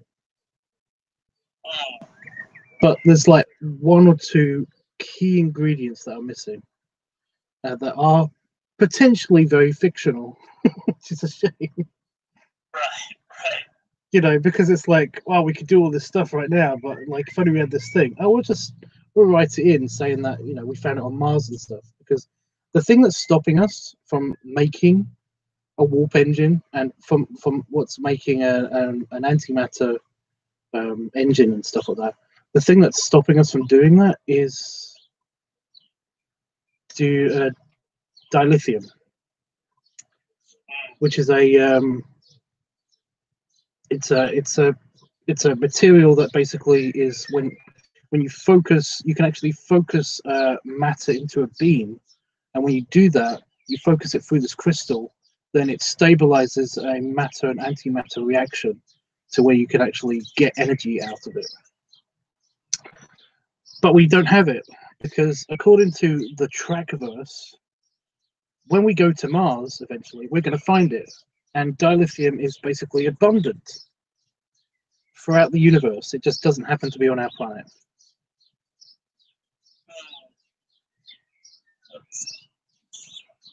Also, antimatter is in really short supply. It's not so much that it's in short supply, it's that it's really, really, really, really complicated to make. Well, it's actually not that complicated to make. You just smash subatomic particles together. But it's really expensive, you know. And once you make it, you can't really contain it unless you have use incredible amounts of energy to make a magnetic field to contain it. So it's like We don't have fusion. We also don't have fusion reactors. So that's a big deal. Basically, once we have fusion reactors, then we can produce enough energy to make antimatter and contain it.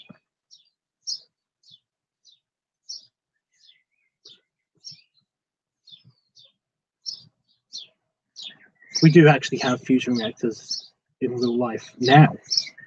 The problem is that they don't produce enough energy yet.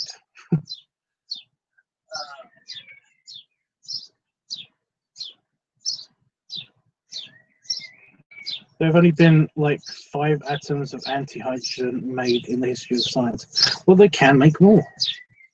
That's the beauty of it. It's just like I said, it's really expensive, and it's kind of pointless, you know. The second they're made, they kind of like meet up with another atom or particle, and basically they are gone. That's it. They kind of destroy each other, you know. I'm kind of afraid of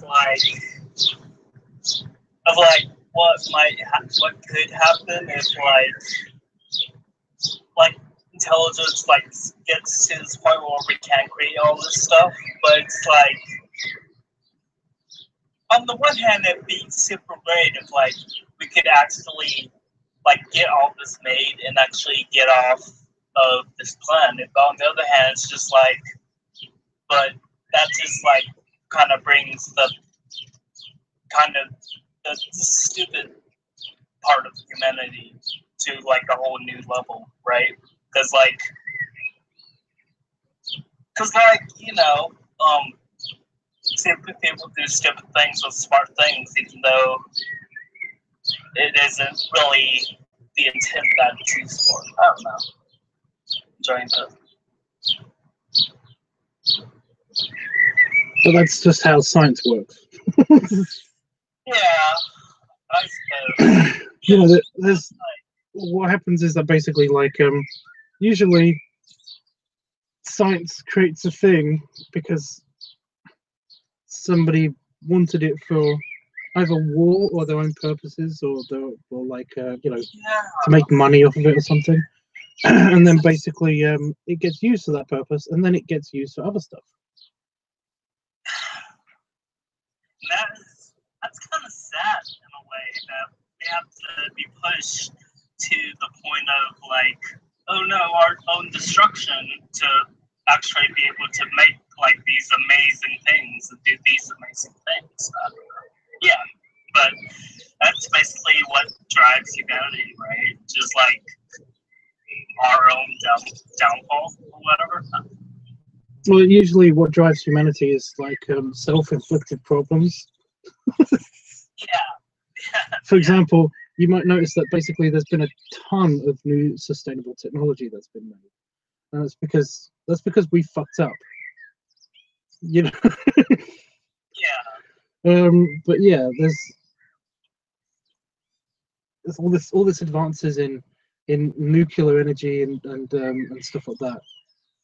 Nuclear power that happened after the Second World War and stuff is mainly because we understood and knew how nuclear stuff works now, because we blew up a couple of cities with so it's just this big thing. It's just you know, what happens is that scientists are really clever people. They figure this stuff out. It's not really up to scientists of you know, how the technology or their inventions or their discoveries get used. Yeah. Chris says, how do you learn all this, Tubbs? Oh, I don't sleep, so I've got to read something. Yes. Basically. Sure. all the time. Plus, it's interesting. It's just fascinating. I've always been interested in, whenever I watch science fiction, I've always just been interested in how stuff works, how that stuff works, and it's been great learning about it. That's one of the reasons why I don't like Star Wars so much, because they never explain shit to anybody. was like Star Trek and Stargate, in particular Stargate, they explain everything, and they usually are very, very conscious about getting it right, you know, getting the science right. So yeah, any new technology that can be used to benefit man can be used to do harm, and vice versa. Kind of. Not every technology.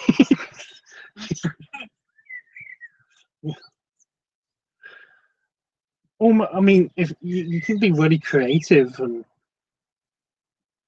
I'm trying to think of something that's basically like, you know, like kitchen appliances and stuff. But you know, you can be really creative and try to torture somebody with a mixer.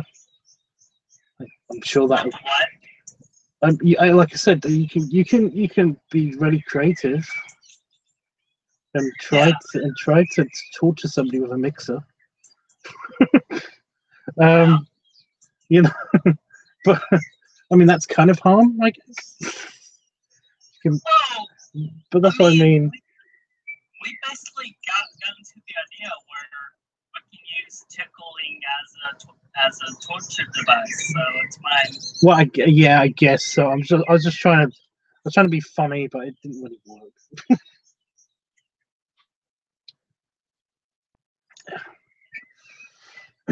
The main thing I've been studying on my free time now is Norse mythology, all thanks to God of War. It is fascinating. I do love mythology too. Mythology's crazy. I love reading about mythology in general, just any type of mythology. Yeah, basically. Listen to the Germanic, whatever, I can't remember. The Germanic text, anything that's sourced from the Germanic text of Norse mythology is better. Yeah. It's just that most of Norse mythology that we've got is from two sources. We've got like an Icelandic.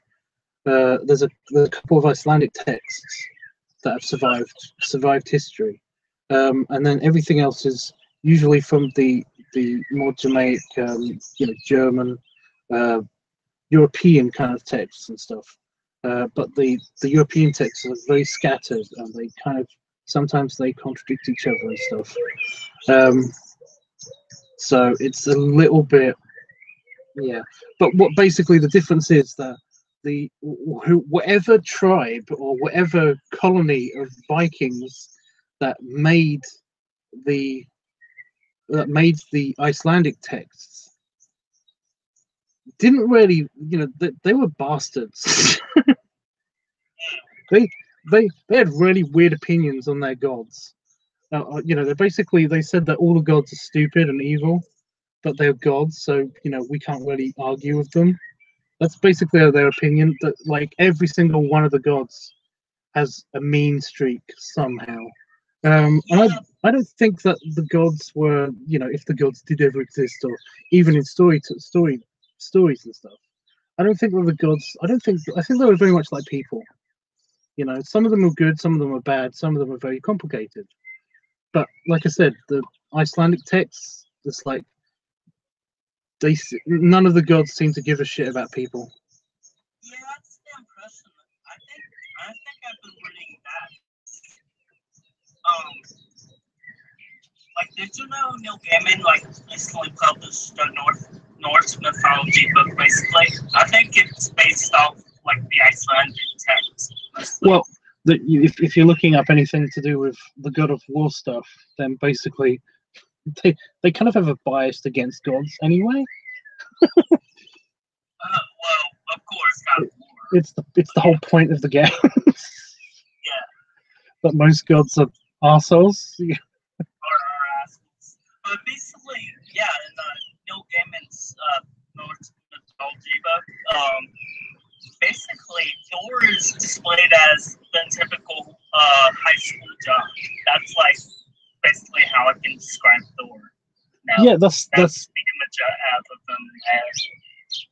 But that's what I mean. That's what's really irritating, is because you know, in the original Norse mythology, in basically European Norse mythology, all of the gods had kind of this thing of like they're defenders of Midgard, of our realm.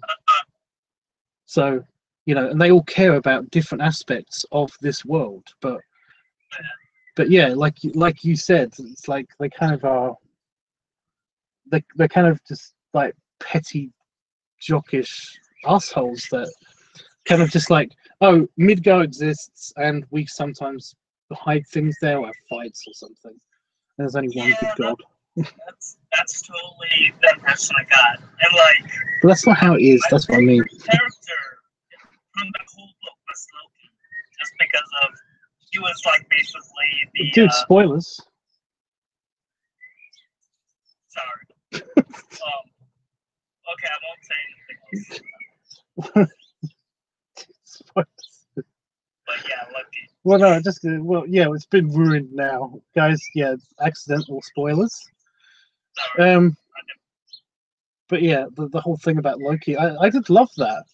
I loved that twist. That was a really good twist. I was very into that.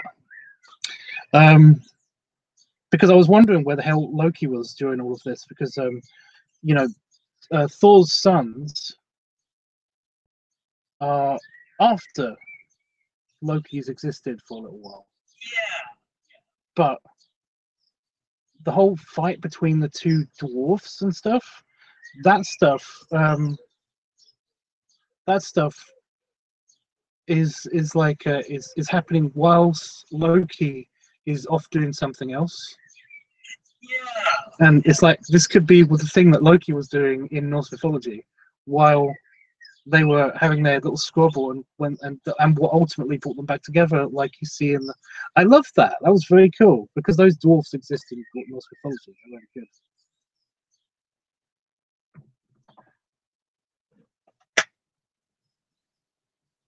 Are you talking about the game? What?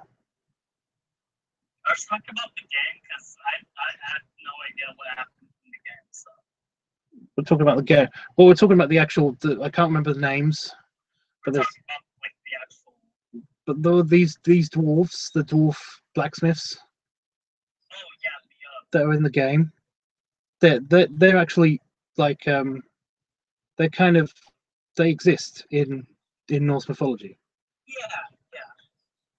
They're the whole guys that basically Loki tricks them into making all sorts of stuff, including a magical hammer that he wants, but basically he can't actually have because Thor gets it and he's all like. I thought that was so cool. Whenever I read that in Norse mythology, I thought that was so cool. Loki actually tricks dwarves into making all this stuff, and that's how. Yeah, that's how Thor gets hammered. They basically, they bet that he bets the dwarves that they can't make something within a certain amount of time, and basically they do it. He basically like they're like, okay, what do we get? And he's like, well, I'll stop bothering you. And they're like, no, we want to make sure that you stop bothering me, stop bothering us forever. We want your head, basically. They want to cut off his head. And so there's a whole big thing where Loki turns into a fly and is biting one of the dwarves' hands all the time while he's making these magical stuff. It's hysterical. But basically it's like, oh well, we did it still. So time to get your head cut off. That's what I mean. It's time to get your head time to get your head chopped off, and Loki's all like, well, you can do it as long as you don't hurt my neck. So they can't actually do it. There's no way of actually You know, you can only have my head. You can't have any part of my neck. But the thing is that you can't actually cut off somebody's head without getting at least a little bit of their neck. So it's because it's impossible. Loki lives, and it's just like, oh, God damn it! I just heard that story the other day. Actually, like I was in one of the books. Yeah, he's such a jerk. Loki's such a jerk. Yeah, but he like sewed his mouth shut because of it or something. There's well, there are weird consequences to that exact story. It is odd. Yeah. One of the things they make is hair. Yeah, they make hair. Thor's wife's hair. Yeah. I thought that was true. That was kind of cool. Yeah. Because like Loki, like it's his fault that she went bald in the first place. Or something. Yeah, it is. That's not like the original reason he went to the doors. So yeah. So. Yeah, but he tricked them into making 3 other things and well, 2 other things, and yeah. I just like that they make hair. They made something for all the gods that were like in council. Like they made Odin, Grubnu, yeah, and then they made his wife. What was it? Shit, it was like this animal that she could ride. I don't know, like a boar. Yes, that's actually in God of War. That's quite nice. Yeah, that little one. Yeah. Yeah. And then I love that. There was another thing too that like changed size. It's like a ship. Oh, yes. Yeah, the ship. Thingy's ship. The guy with the giant boot. Yeah. Yeah, he's got a giant boot. It's never explained actually what the whole point of that thing is. That might be in the. I haven't seen anything yet. That might be. It's explained in the Ragnarok, the whole Ragnarok thing, but it's actually not explained. Okay. It's not explained how it came to be, why it's there, what the point is of it. It's just like in Ragnarok, when you get to that bit, it's just there'll be a guy with a giant boot on a giant boat. It's like, were they just messing with people at this stage? Yeah. Maybe that was a translated reference. It's like we've got epic battles, gods dying, and mythical creatures like being slain, and like the world ending. And then there's this guy with his giant boot. Just like, what? It's literally like the god of reality was just like, and then I got really drunk and I threw my shoe at someone and they caught it.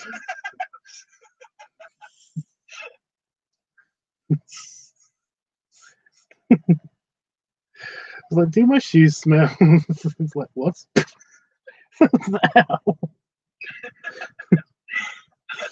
giant boot smells awful.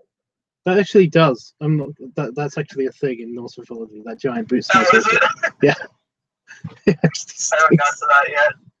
Like I said, it's not explained why. Oh, but no, Norse mythology is crazy. That's fun. It makes me super stoked for the new game because I know they're gonna do Ragnarok. Cannot wait. I thought that was kind of going to be the whole point, you know, but it never happened. Oh, did you on the Let's Play that you watched? Did you watch like after the credits? I watched. They went back home to the cabin. Yeah, I watched the flash forward and flashback and all that stuff. Okay, just making sure. And that doesn't make sense. Yeah, it was a little weird. It's like there's like, and Thor has his hammer, and it's like, no, he doesn't because Loki's right there. It was a dream, but yeah. Yeah, I know, but there's the whole point of the hammer is that, you know, it doesn't make sense. Yeah, the way that it's made is like because of Loki. Yeah, there's also like there's actually like that story. There's a huge novel basically written like there's tales of each part of that story, that individual story of like each item in that the dwarves make and stuff, and it's like they each have their own. It's like they're minor gods or something. Everything that they make is its own minor god. That's why they name everything. Yeah. But you have like because Mjolnir is named after is named after forest spirit or something. I didn't read that part. Well, that's what I mean. It's the individual stories of the European tales. They're a bit conflicting. They kind of encompass each other, and yeah, it's awkward. It's one of the things that basically because there's a thing that happened with the translations where like all of the written down stories, like Mjolnir is written in the form of an object, but sometimes also written in the form of a person. So basically, it's a bit weird. Oh, sometimes I wonder what my ancestors would think about our take on the gods, says FLF. Okay. I like the Marvel take.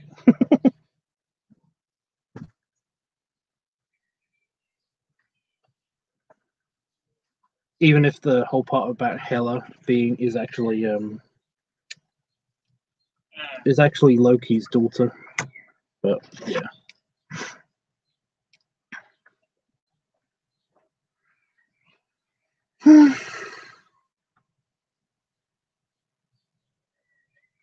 Plus, Thor is dreamy.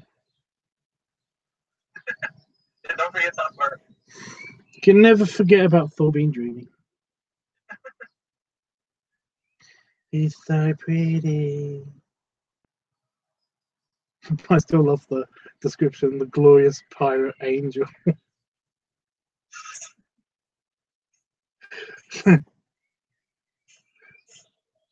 You're just a guy. That's a man.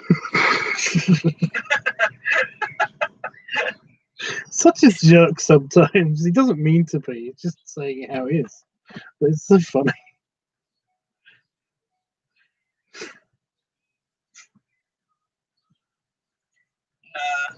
I like the I have mastered the art of standing so still.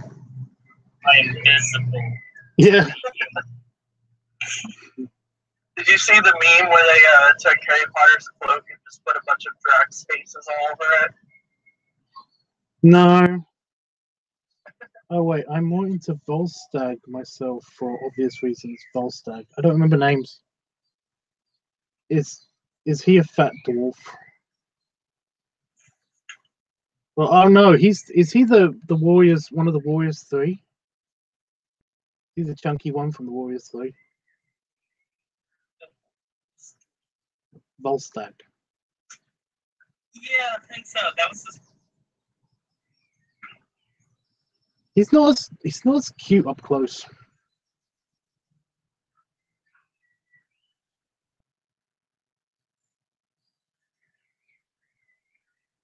Personally, I liked all of them. I used to like all of the Warriors 3. They're just dead now because yeah. Fuck those guys, apparently. Sucks. Yeah, he's the fat one. Yeah, I thought so. Yeah, I'm looking at pictures of him. He's not that fat. In the Marvel comics, he's huge. Is he? Yeah, the Marvel comics is... Go on then. Let's perv over. Ginger beard. Let's perv over Volstagg.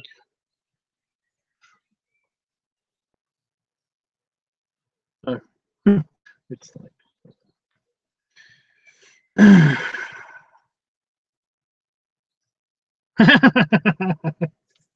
I see what you mean. I think I know exactly the exact picture that you're talking about, you guys. But there's the 1, 2, 3, 5, the 5th picture. Oh no, he's in the second picture as well. Yeah, that's a belly with legs. It's basically a belly with legs. Pretty much, yeah.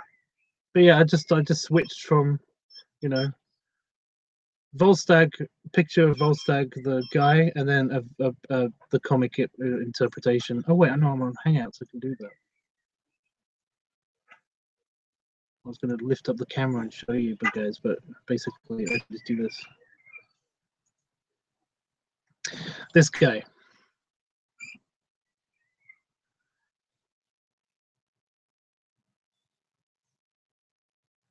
Kind of a big contrast between this guy and that one. There might be a bit of delay.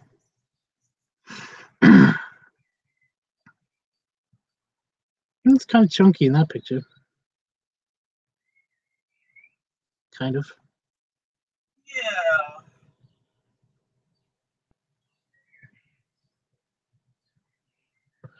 Very different interpretations.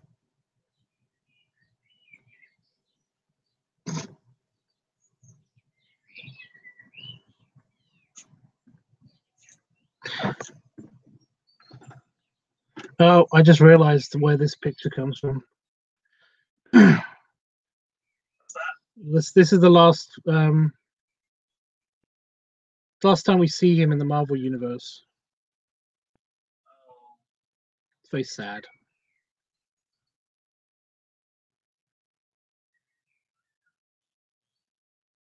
Yeah, I used to like the actual actor. And then I found out he was Volstagg, and I was like, oh, they'll be disappointed. Because it's like,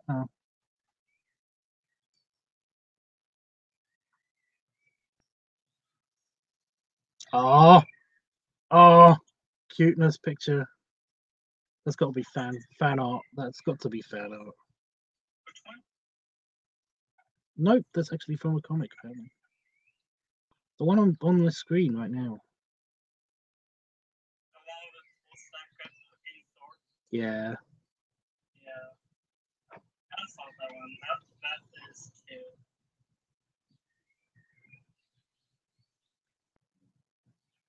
Yeah, because wasn't Volstagg basically Thor's buddy?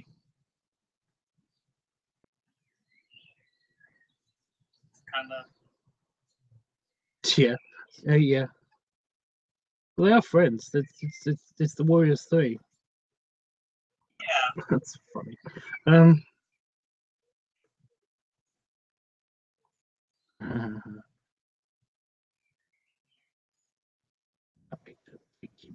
Yeah, okay. No more perving, guys. Is that from The particular story I found real crazy was the one about Loki's children and how Loki got pregnant, basically. we found random deviant art of somebody else's interpretation of him now. It's getting worse. Well, I haven't got safe search filter on, so I don't want to accidentally find penis pictures of him. Right. That was pretty close.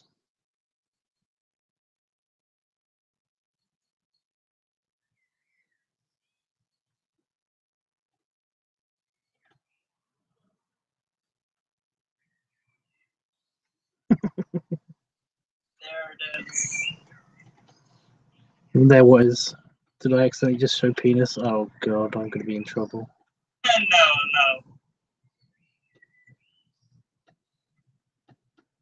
I should stop scrolling there. Yes. Stop scrolling now. It's another cute one. You will. It will eventually be there. You know it. There's another cute one.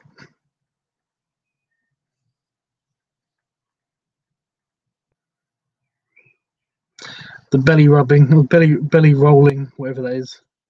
Oh, what's that? That's funny. Yeah, okay, I see why he's cute.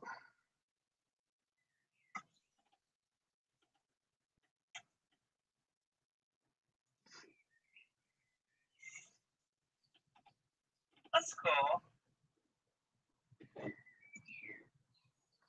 That's a nice cosplay, actually. I like that. Mm.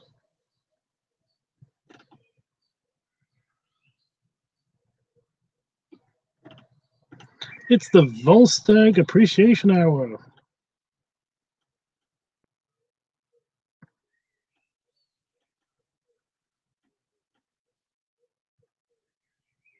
the fuck is that?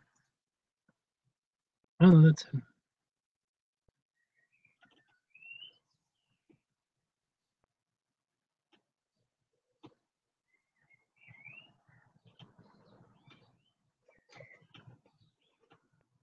Still scrolling. I should not still be scrolling. You could get bad really easily. I'm surprised it hasn't yet, basically. So Well, I'm kind of scrolling slowly.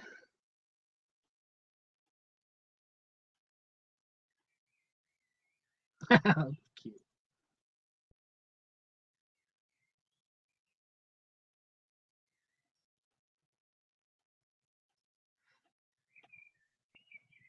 Oh, good. We got to the end.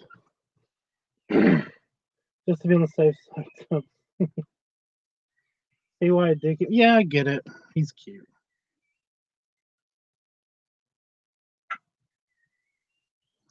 It's shocking. Somebody who likes Volstagg is watching my channel.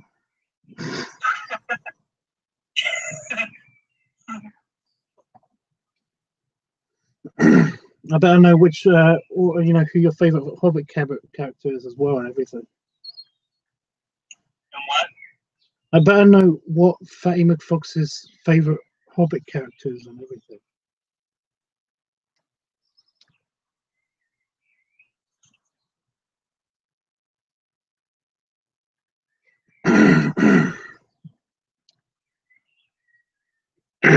Excuse me. Yeah. I better. Oh, I better know who his favorite character is on Game of Thrones. Yeah. Yeah. Bomber. Yeah. Trying to think of other.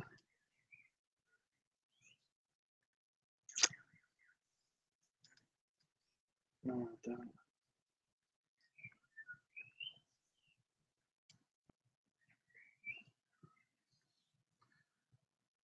There aren't many porky characters in things. It's really awkward. I bet I know which one is your favorite X-Wing pilot as well. I think that's everyone's favorite X-Wing pilot. Who's my favorite? I'm still sad. Been fucking years. I'm still sad.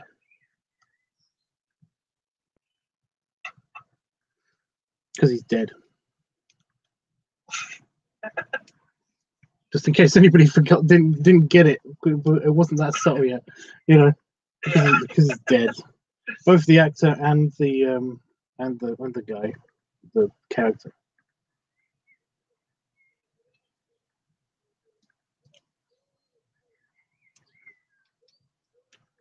Wedge Antilles? Are you kidding me? Why? That guy did nothing. He does nothing. Yeah, I don't remember him ever doing anything. No, crazy. he's just some guy that Luke happens to know. He has a long nose. Like Wedge is over there.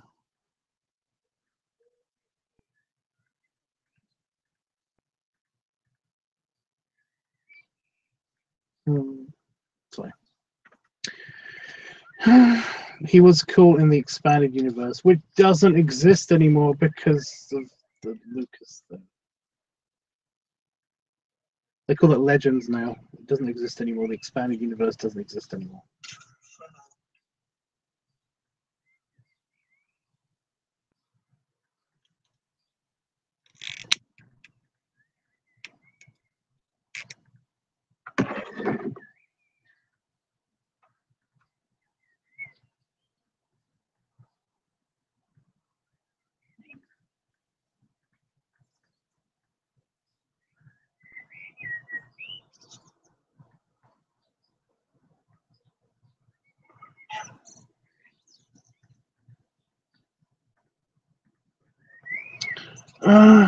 don't know what I have for dinner. I know what now I do. I'm I having like that pie. pie for dinner. You like this one? Mm-hmm. It's being a pain in the ass right now. I don't know why. Well, it's been on my desk, so I shouldn't really complain. It's been in my desk, drying out since yesterday. Oh, damn. So it's kind of just awkward to keep lit. But no, I could lend you this one easily. It's not one of my faves. It does have my teeth marks on it, though.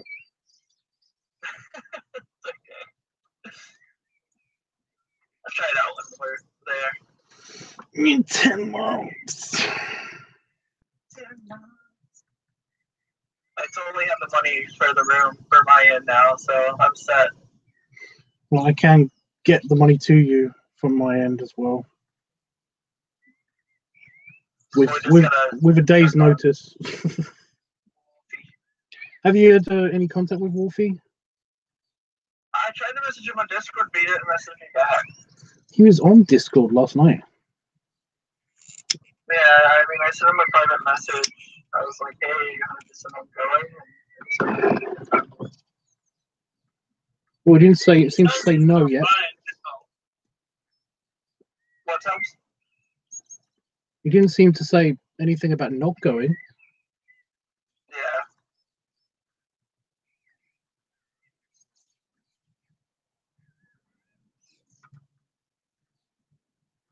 I'm gonna give them a call. I'm on my way to the bank now, so when I get back to work, I'll call them up and kind of get an estimate on what the room would be for the whole week. That way we'll know. Yay! I already got this bad feeling that something bad's gonna happen. Like you're gonna call up and they'll be like, "No, that room, everything's booked." No.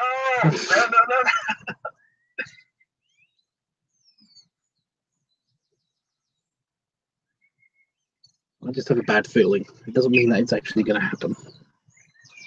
I have a bad feeling about this.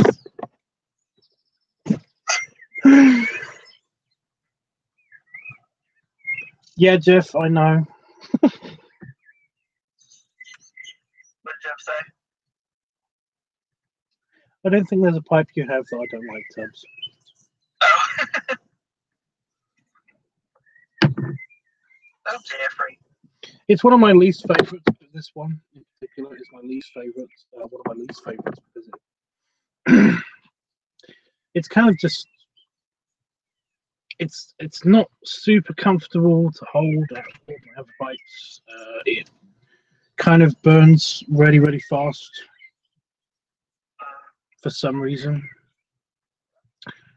and that can give you tongue burn, which is a pain in the tongue. Oh shit. Well, it just hurts your tongue. It's like it comes out warm all the time. It's also. Yeah, I managed to do that to myself once before. With mine.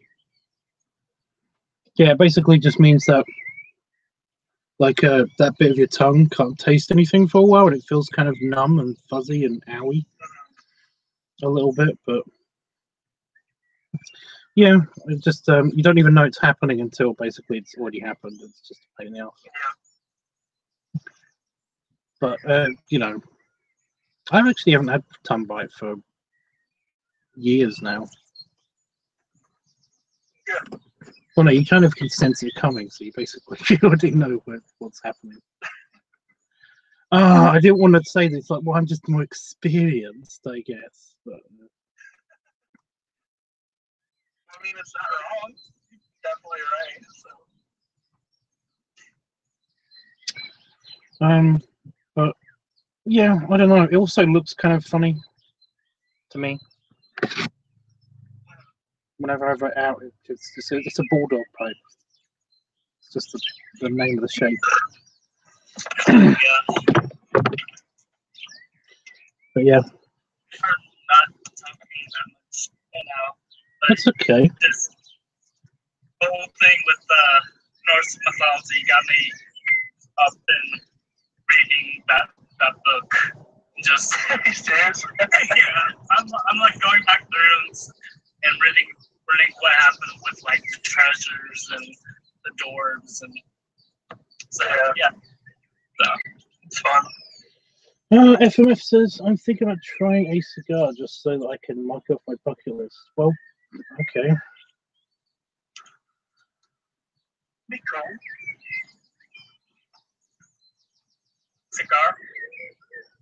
Yeah. Yeah, you should do it. Is it just something that you wanted to try, really? Find a good humidor if there's one near you. Like, you know, you don't have to do it, right? Why is it on your bucket list? just the way you said it was like, I kind of, you know, I'm thinking about trying one. I don't really wanna. But you don't have to.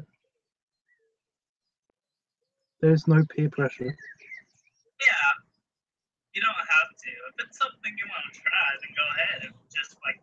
It's just something that you always want to try.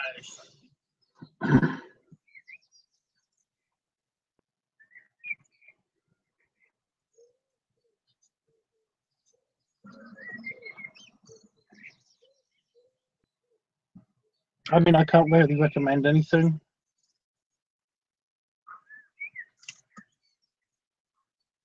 Yeah, I don't really have a set brand. I mean, I do, but it's just that I don't think it's for beginners. I don't smoke them enough to know one's better than Yeah, same color. I was thinking about just getting some cheap ones from Safeway and smoking one with my friend.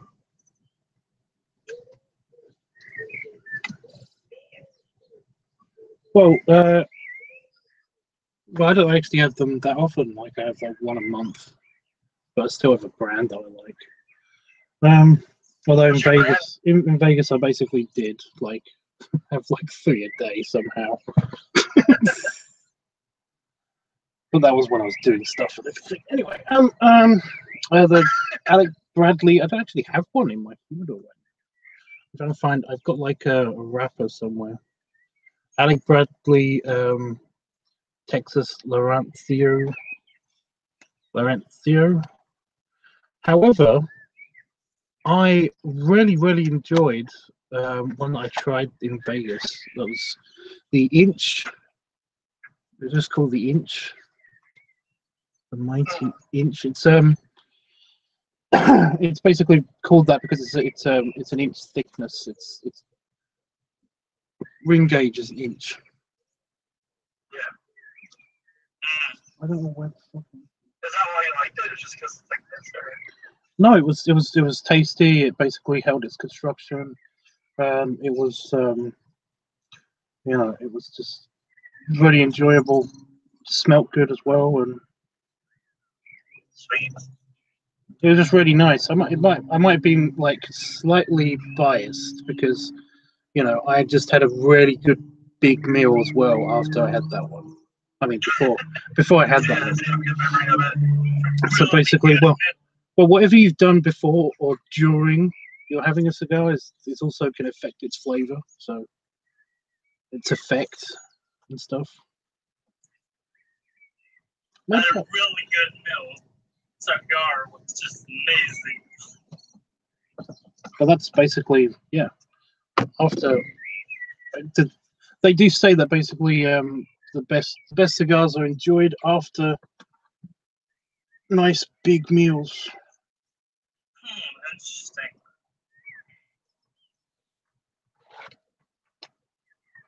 No, it's not in here. But no, that's my brand. Alec Bradley, Texas Laurentio, 7x70.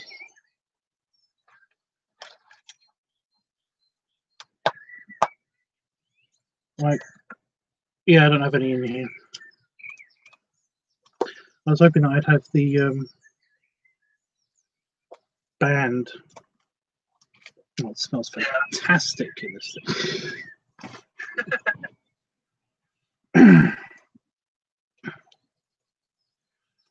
like I said, I've got one asylum. But this is the size. The 7x70s. Can't really judge it. I've got one asylum Maduro.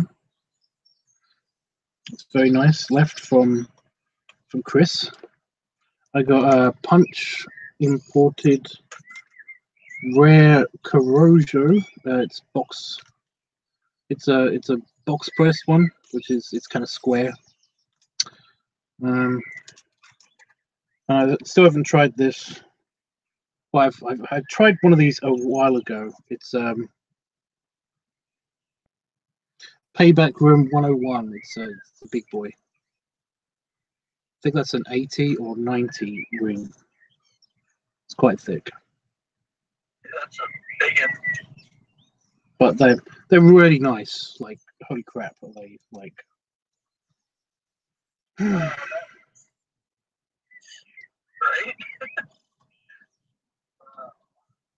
Like a fucking flare. But yeah, I don't have any of my brand, but I was looking for the inch because I can't remember who made that. But it's just not, you know, basically you just ask for an inch. That's my like super favorite. At the moment, I might just want to try one again just so I can actually you know, see if it's as good as it was. Yeah. It might have just been a bit of a weird difference. It might just be because I was with Chris after you fed me a nice meal. I don't know.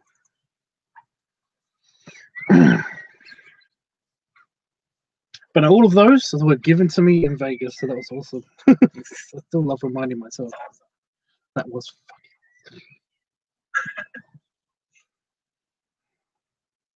awesome. And you know, every time I say it, I was telling somebody about that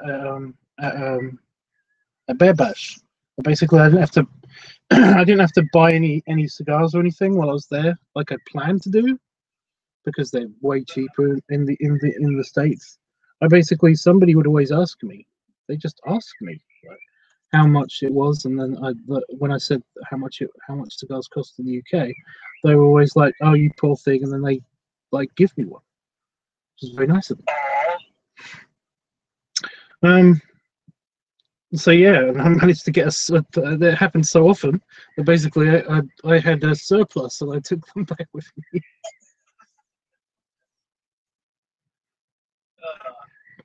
Yeah, especially if you're smoking 3 a day. Damn. It was probably not that much. It was just like you know, one after breakfast, one after lunch, and one during or after sexy time. So yeah. But no, it wasn't even that. It was just you know, it's the atmosphere by the pool. It's just so nice, and you know, when you're offered one, it was kind of nice. Anyway, Whenever I was going to school down in Georgia, one of my roommates was basically this big, good old Southern boy, you know, and we had this one day where we took cigars and smoked them out by the pool. It was a great deal that day. but it's fucking awesome. That's the peak of satisfaction, you know, basically being by a body of water just for me after a really nice meal, just to relax and enjoy the satisfied feeling with a cigar or beer or alcohol is nice. Yeah, I don't know. And it seems that everybody else at that event basically had the same idea, so that was good. Especially if you have a good looking lady by your side. So. Yeah.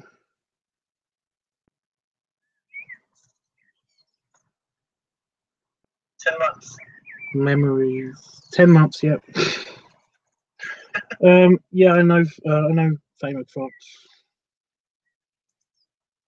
I know I'm super jealous of how cheap it is in the US. But no, anyway, I was talking to my friend and telling him that basically I didn't have to buy anything there. and he was like, "Oh, you know, you basically hoard yourself out for cigars," and I was like, "No, that's the weird thing. I didn't even have to." He basically gave them to me. It was awesome. Because I did say that. I'm pretty sure I've already told you guys. I did say that basically one of my closest friends, one of my new friends that I made there, when he would just he would do that. He would keep giving me. It's one of the punch one. It's from him. Yeah, and basically I just said to him, "Wow, this is really nice of you. You know, like you've been really great to me this whole time. Do you want me to pay you back? You know, like give you some money or like buy you a drink or meal or blowjob?" You know. But no, he didn't. He's like, "No, it's all fine." So I don't know if that was just like me failing, but I don't know. I did only say it in a joking way, but maybe.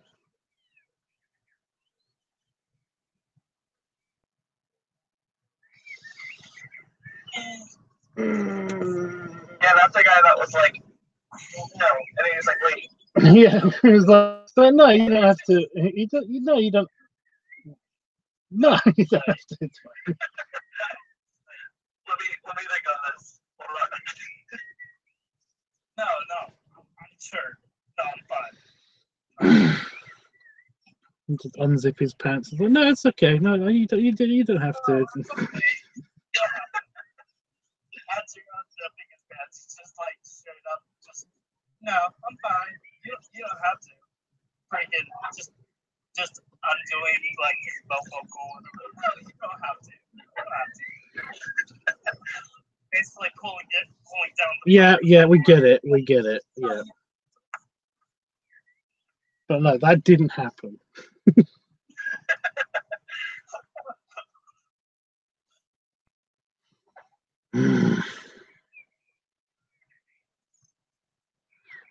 No, I wasn't that thirsty.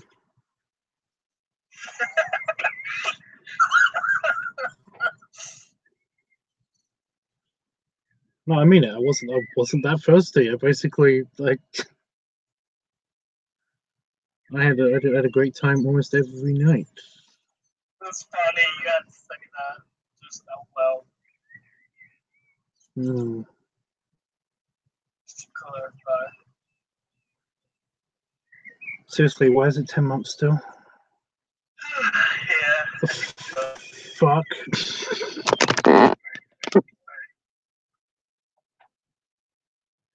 Well. Yeah,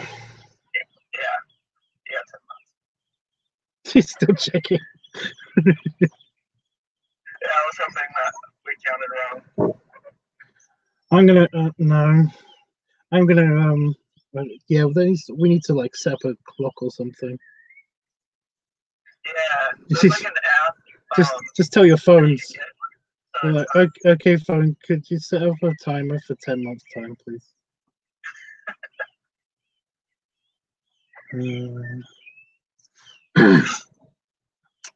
I still got to figure out with Jeffrey exactly when and where and what I'm doing, both either before or after Vegas. Oh, if I hit a bear event, I will either be too shy to do anything or too thirsty or for public safety. No. That's both of those not bad things. Shyness can be cute.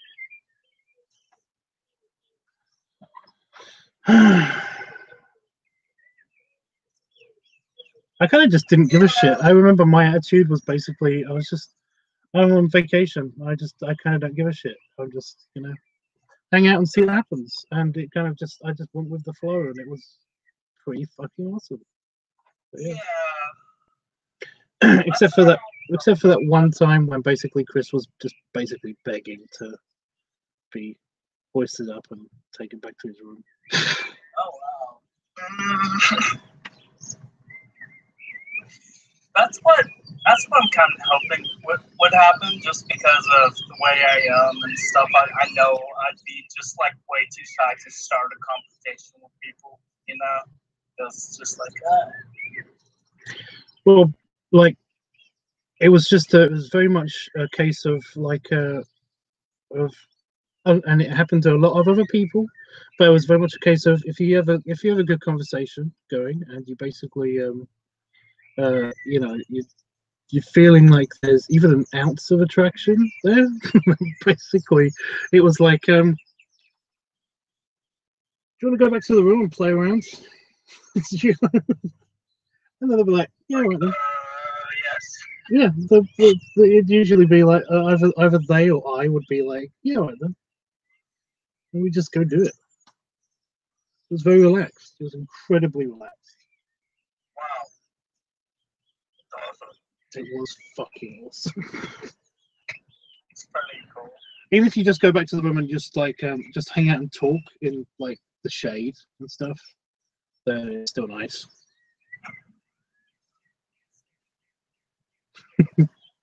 I'm not gonna. I'm not. I'm not a sex hound. Okay, I'm not a sex hound. But there was just a very nice. There was this one guy who was very nice, and basically, we ended up we played for a little bit, and then like we were just talking while we had our hands on our junk. You know? And it was a very nice conversation. It was very chill. So it was like it was just. It was incredibly, yeah, it was incredibly relaxed. Well, yeah. Oh, gosh. Just we have to remember that we have to figure out some kind of like etiquette if one of us is using our room with somebody else. Kind of like the sock on the door thing, you know. Like if the sock's on the door, then our room's taken. If underpants are on the door, then that means that you can come in, but you have to figure out what role you want to be in whatever situation's happening. You can play tag.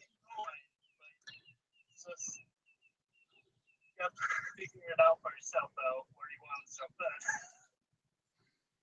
No, I'm pretty sure there might be a certain daddy girl or something that could make up your mind for you. But yeah.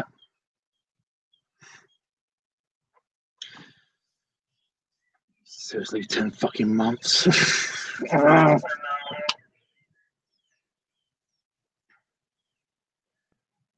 But I tried to be mannerful. Mannerful? What? Mannerful. Mama Bear has manners. That's nice.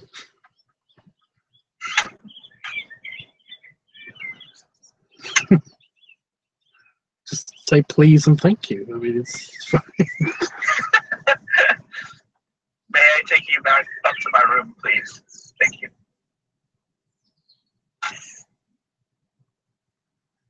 Going up to the bank now, so I'll be a minute. What?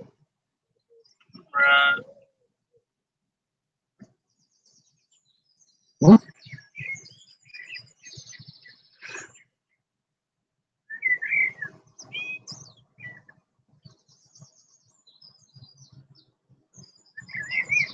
Well, it's been great. Well, we are going to have to figure out a way to kidnap Jeffrey. yes.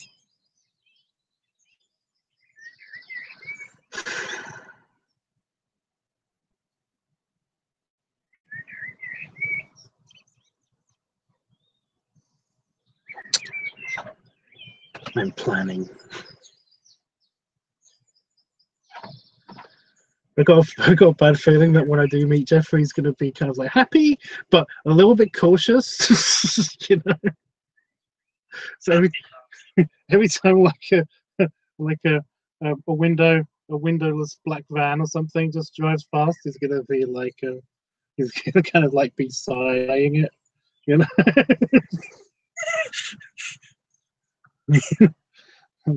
Like,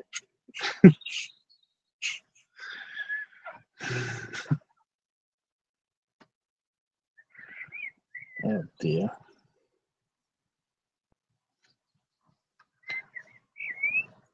I've got like something on Discord happening. Oh.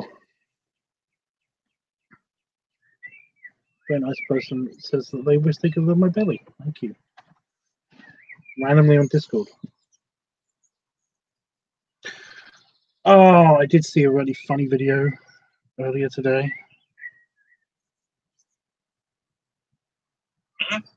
It was basically how people act in real. It's if people acted in real life, how they do on gay dating apps. And it was so good.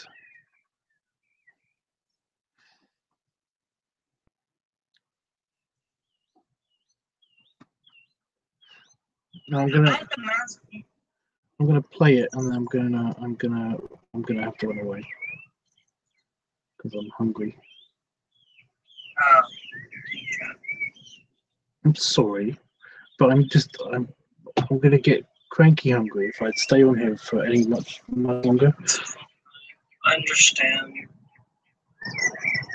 You sound all bummed out now. I am bummed. Well, okay then. As long as we understand each other.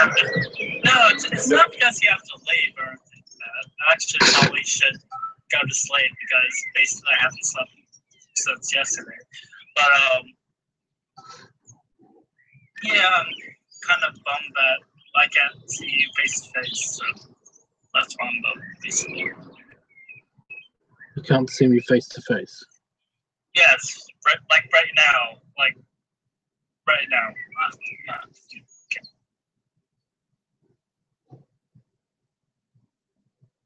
I'm talking to you, basically. So.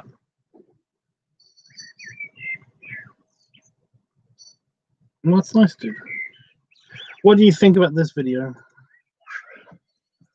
No fats, no femmes, no Asians. Oh, hell no. Queen, please. Really? What?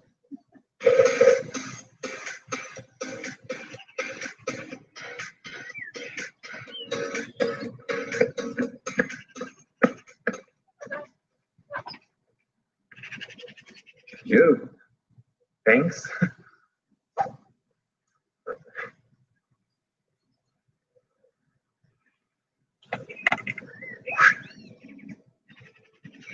Tell me 1345, sir. Show me your dick. Excuse me? Show me your dick. How big is it?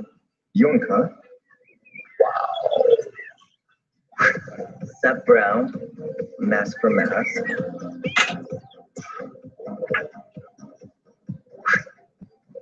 Seth, you like muscles? Give it up. Seth, tits mask here.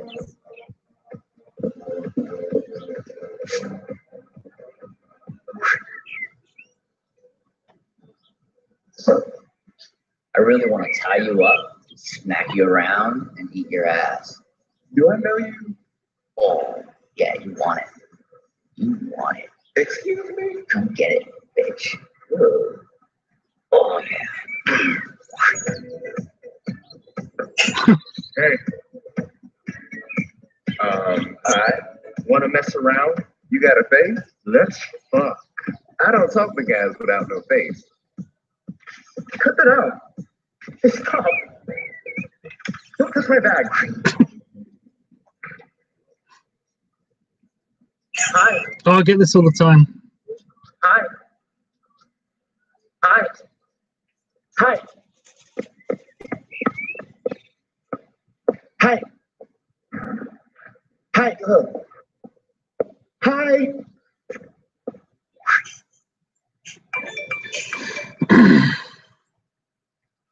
Gross. Woo.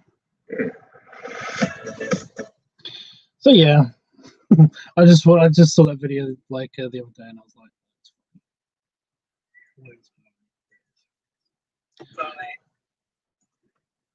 Funny, yeah, like funny.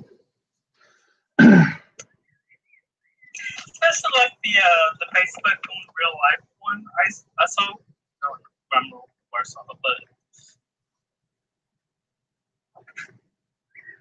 wait. So which guy are you? In that one sketch. What? Which guy are you? You said this is. I did this all the time. Oh, just this happens all the time. Somebody will basically just be like, they'll just send me endless messages saying, Yeah. "Hi, hello, hi, hi," and it's like I've already answered once. You know, it's like I say hello, and then they keep saying hi, and it's like I've already said I'm not gonna respond if you can't talk to people like an adult. Or they just the endless, you know, how was your day? Every day, you know, it's like, you know, when I say fine, I mean fine. It's been fine. There's nothing interesting that's been happened or anything like that. So it's just, yeah. And the reason why I hate that is because basically, whenever I've done that in the past, somebody's always gotten offended because it's like, you don't like talking much, do you? You know, you seem like a very negative person who just sends back with one word replies, and it's like, okay. It's like, bye then. If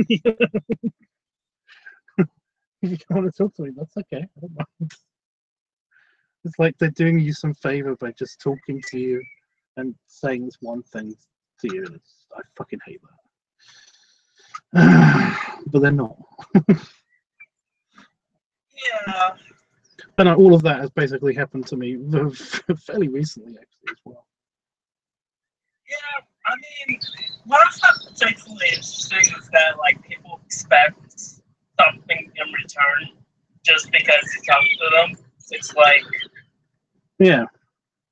okay, I don't even know you, so yeah. Two, if you like don't find me enjoyable, you can just leave. You know? Yeah. The whole, Expect something in return as far as what? just like pictures or just talking, just more talking. Yeah. Gotcha. Just pain in the ass, especially with the pictures one. I really hate that. It's like it's like that one that was it's like, show us a picture of your dick. Like, what? Oh gosh. I normally just say, you know, and whenever somebody asks me for pictures or something, I normally say they're on the internet somewhere. I'm sure you can find them. You know? Yeah. There's plenty of pictures and videos and stuff of me on the internet. If you really, really, really want to see it, I'm sure you can find it. I really want to see it. It's out there. Yeah. I'll look for it. But yeah, it's just like they're doing you a favor just by talking to you. And it's like, no, you're not. Do me a bigger favor by not talking to me.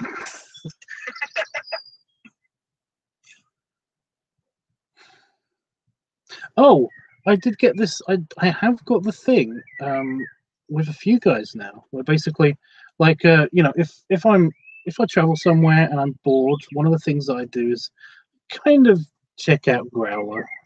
You know, I go for it. Yeah.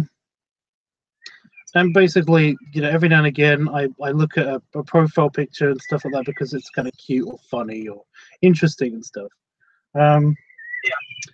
And I've done this. I did that to a couple of people, and basically, they responded with, you know, yeah, either no thanks, or, you know, too short or too fat or something like that. And it's like, but I'd never even sent you. I just literally looked at you for like 3 seconds.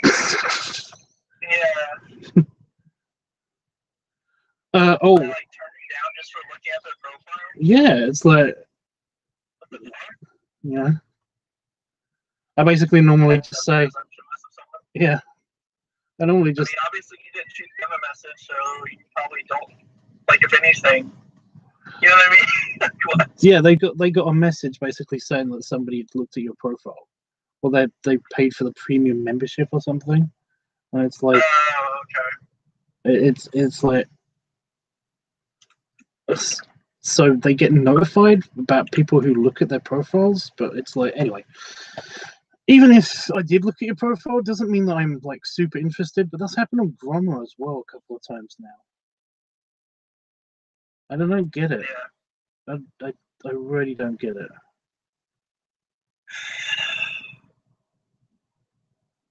But people are just weird. Yeah. General. There's a lot of people out there. We've all got something that's weird about us, and you know, the weird thing about those guys is that they're assholes. So okay. A lot of them seem to treat like online interaction a lot different than they would have like a physical one anyway. It's like it's the way that they go about starting a conversation or carrying a conversation. Well, Like, that's what I really like about that video. Is basically it's just it is very much like I try to treat them as if I was meeting, as if we were physically talking, physically meeting, you know. So yeah. a lot of them just seem like right on the edge of like having an orgasm, and then they want you to help them finish real quick, like or something. Yeah. Although I've been there too. I've done that. Yeah. But I don't actually go out and fish for people to help me finish. I'm more than capable of finishing on my own. But I've had my phone in my hand and my penis in my other hand, and basically just been like, I got a message from somebody on Growler, and I would open it up and I'd talk to them while I'm doing that. Unless it wasn't already a hot conversation, then basically I don't make it into a thing, you know. Yeah. People are stupid. In conclusion, People are dumb. You know? You're stupid. Not you. I'm just just people. Peoples. Oh damn it! Sorry, big trash.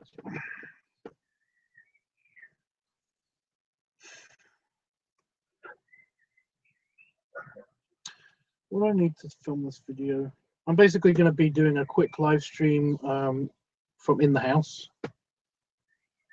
Okay. When I do the filming, I'm going to have my dinner first, and then I'm going to potentially film something. Sweet. Are you doing the upload with the sounds video? Is that what it is? It's just going to be a pub video, I think, although I could do that.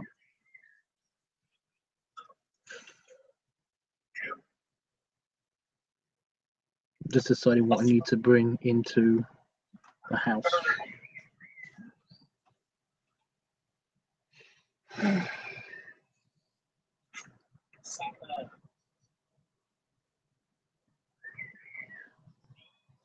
That one room where you did that one video where like you're sitting on the ground, is that like your living room? Is that what that was? That's my living room, yeah. Okay.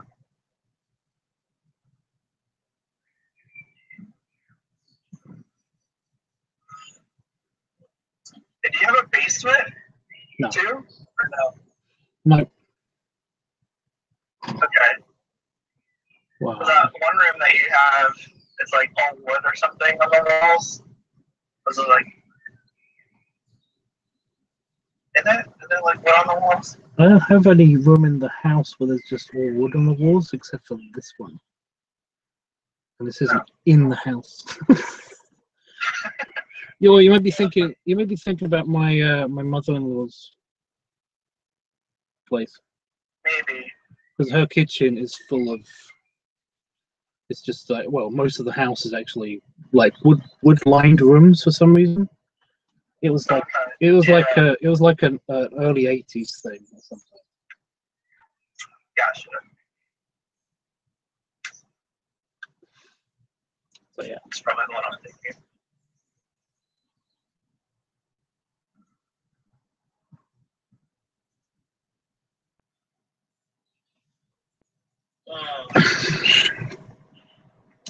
Damn it.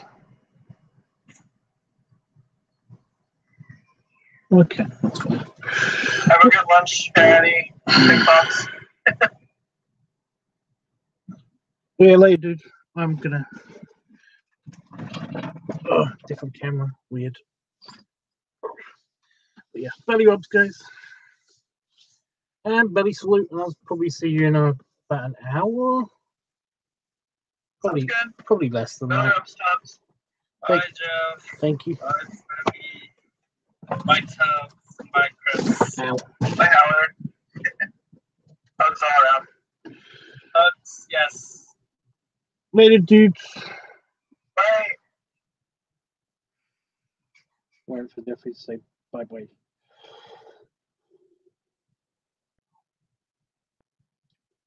Any minute now.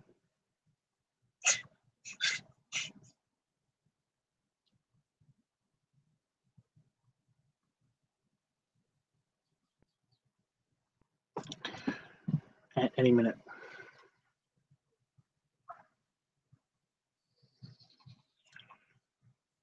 Jeffrey, wake up.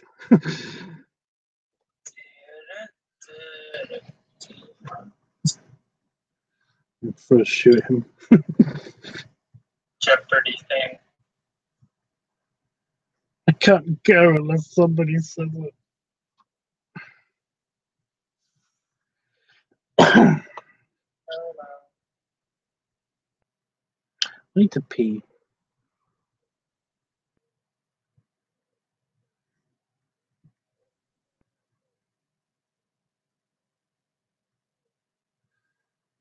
Oh, no, why? In capital letters and everything. Why?